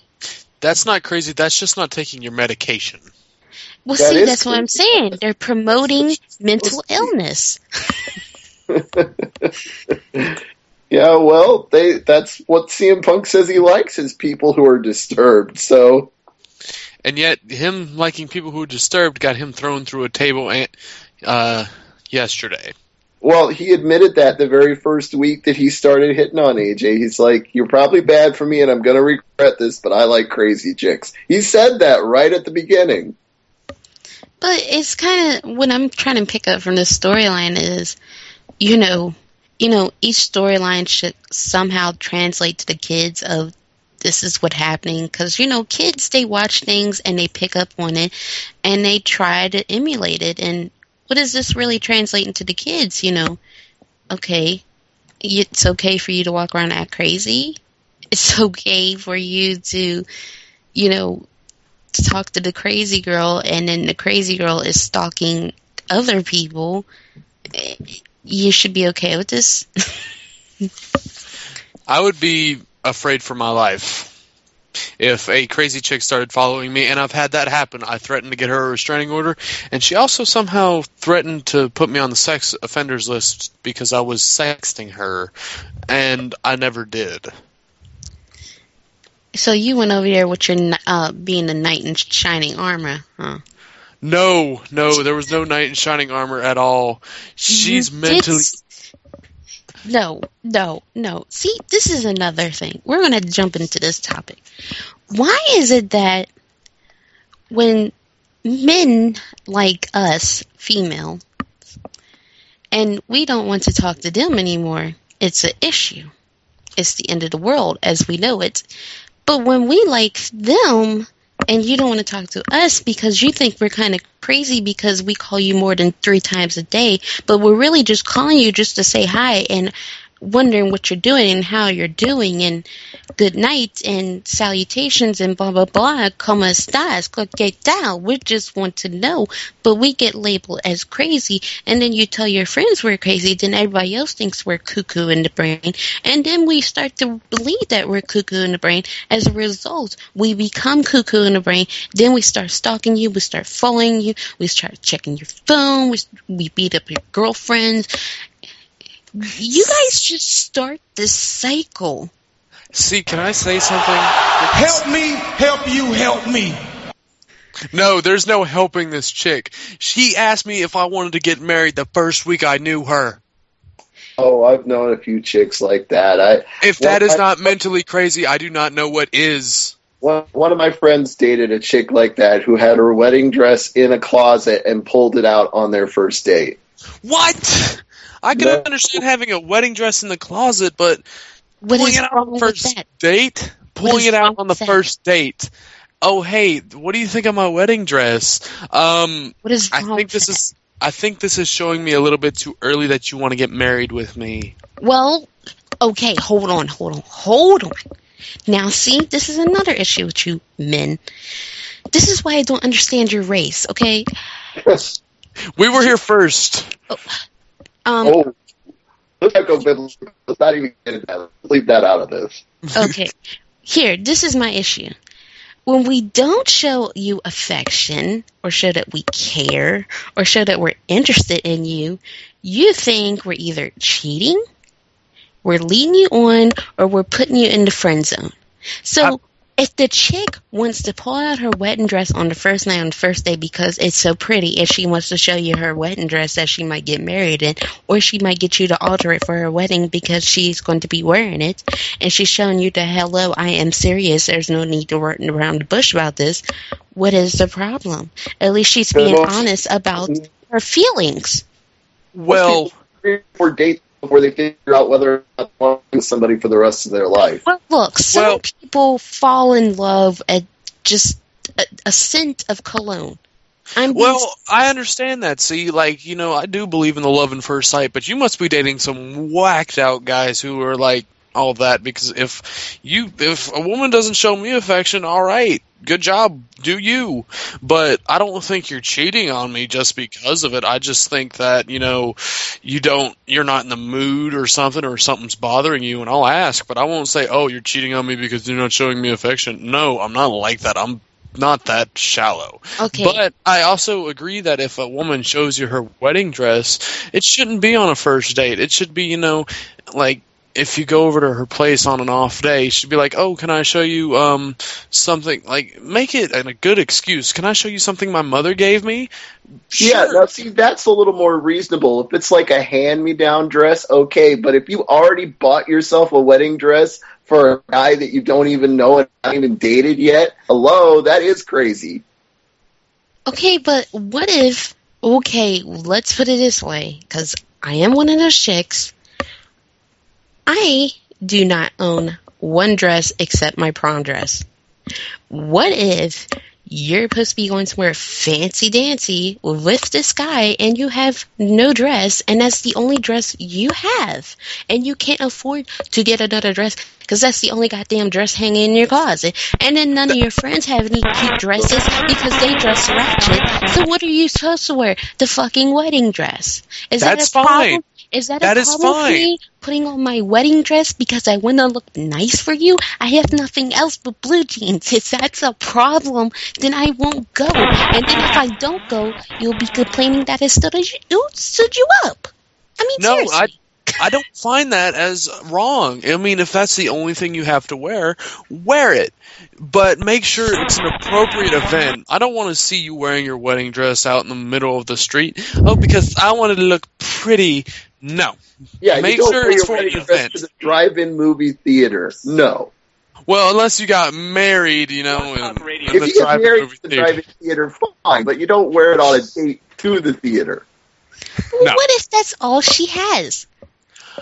I'm a blue jean guy. I do not care if a woman is wearing blue jean shorts, a skirt, a mini skirt, you know, a long flowing gown, a nightgown. I do not care, but please do not wear something that expensive on a date where it could get ruined. And quite frankly, a good pair of blue jeans shows off a woman's hips. What's wrong with a pair of blue jeans instead of a dress? Some women don't want to show off their hips, okay? It's me. I'm calling from a T1 line. Oh, Brian has to say something. We're trying to talk a serious situation here, and Blog Talk Radio is just killing me.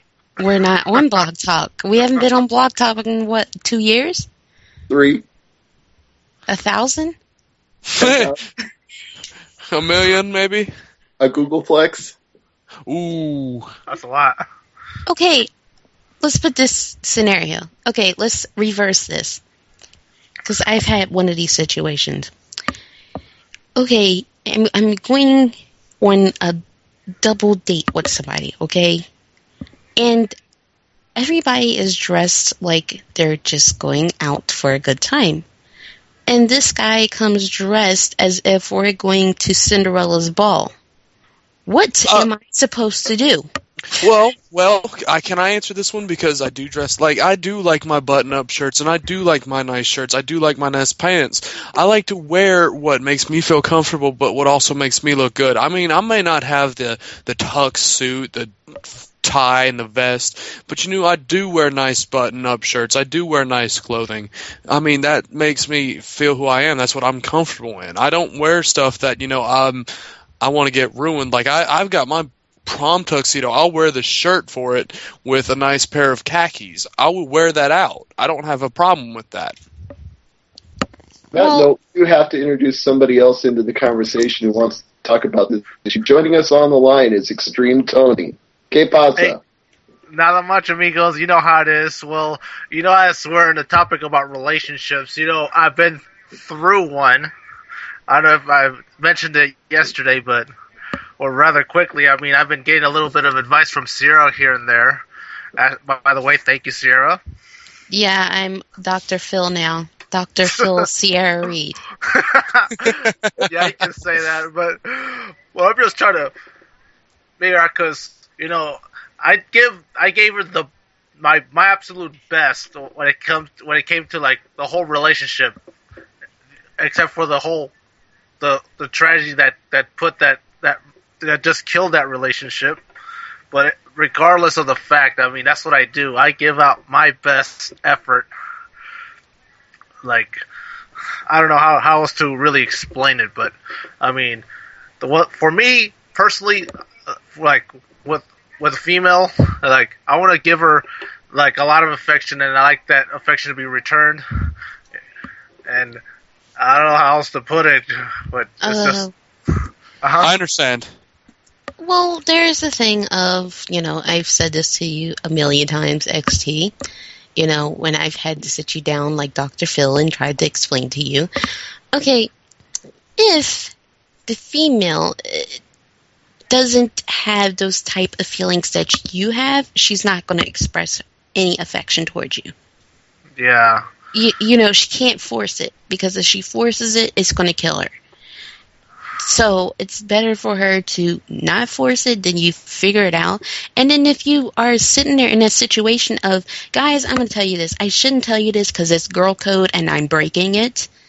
But us women have this thing of where we will ignore you and ignore you and ignore you just to see if you give us some type of attention. And then if you're not giving us the attention that we perceive as the right attention to letting us know that you're the right guy for the moment, and you're not going to waste my time, we will move on. Yeah, but you got to remember, men aren't that smart all the time. If you're ignoring us, we think something's wrong. We're like, okay, there's something wrong here. Going to piss her off. Yeah, we don't want to piss you off.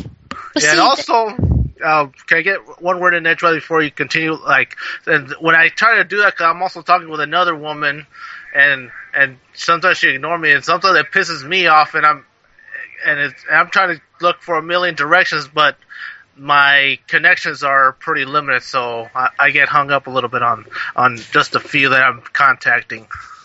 XT, I was about to say before you started talking, if I'm a rookie and if Kev's busting my balls for being a rookie, then I am busting your balls. No, you're not allowed to talk. I'm just saying. Well, like I said, everybody's not allowed to talk because we got to wrap up this segment. We're already over 2 hours here, but see, you can get the last word. Yeah, it's just a thing of, folks, if you are sitting there in a situation of where you're questioning yourself every day, wondering what is going on with this person, did I do something wrong, and you didn't do anything wrong, leave the situation alone. Just get up and walk away. If that person is worth the time and they want you in their life, they will come back and get you. Don't sit there and wait it out, because it's not going to do anything. It's just going to get worse. And I've been in this situation a million times to know, and I've learned, and, I've finally found peace with that. So it's better off being happy with someone or being happy by yourself than sitting there trying to convince yourself that you're happy because you're sitting around waiting for this person who can't seem to clearly make up their mind. Well said. I think that's the bottom line for everybody in this storyline in WWE. Don't try to be happy with AJ if you know you're not going to be in the end. Just leave her alone. Be happy with yourself. So let's do closing plugs. Custer, what do you have to plug? Just plugging the Angry Marks Twitter feed, which I'm sure you'd be doing, but also plugging mine. Ustream channel, Mr. Custer. Too Much to Comprehend is the channel I podcast on. I haven't been doing it recently. I've been getting all my stuff ready so I can move out, but I should be starting it again shortly. All right. Well, we got only a minute to do our wrap up, so XT, real quick plug.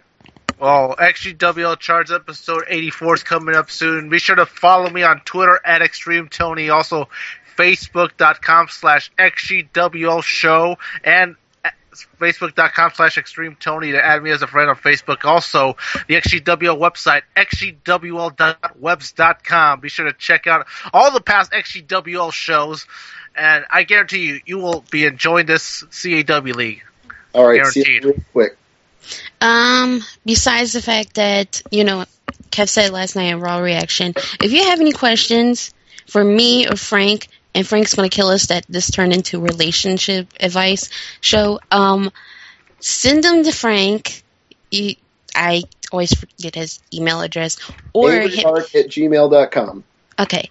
Or send them to me on Facebook, Sierra Reed, CIARAREID.77. Or you can just find me on the Angry Marks page. I'm easily there. So just let us know what you want to talk about, any problems. Just as long as they're not disrespectful, I will answer them, and so will Frank. All right. Well, that's going to do it for Tuesday Night AMP. Normally, and also, thank you to Stevie J and Custer for filling in. Which is pretty much what I was going to just say, is that normally this is Frank Vaughn and Sierra Reed's show, but Custer and I filled in for the first hour tonight, and we were happy to do so, but we want to wrap it up before Frank complains that we went too long. So thanks for listening, everybody. Join us here next week for the regular show, and Frank and Sierra will be in charge again. Good night.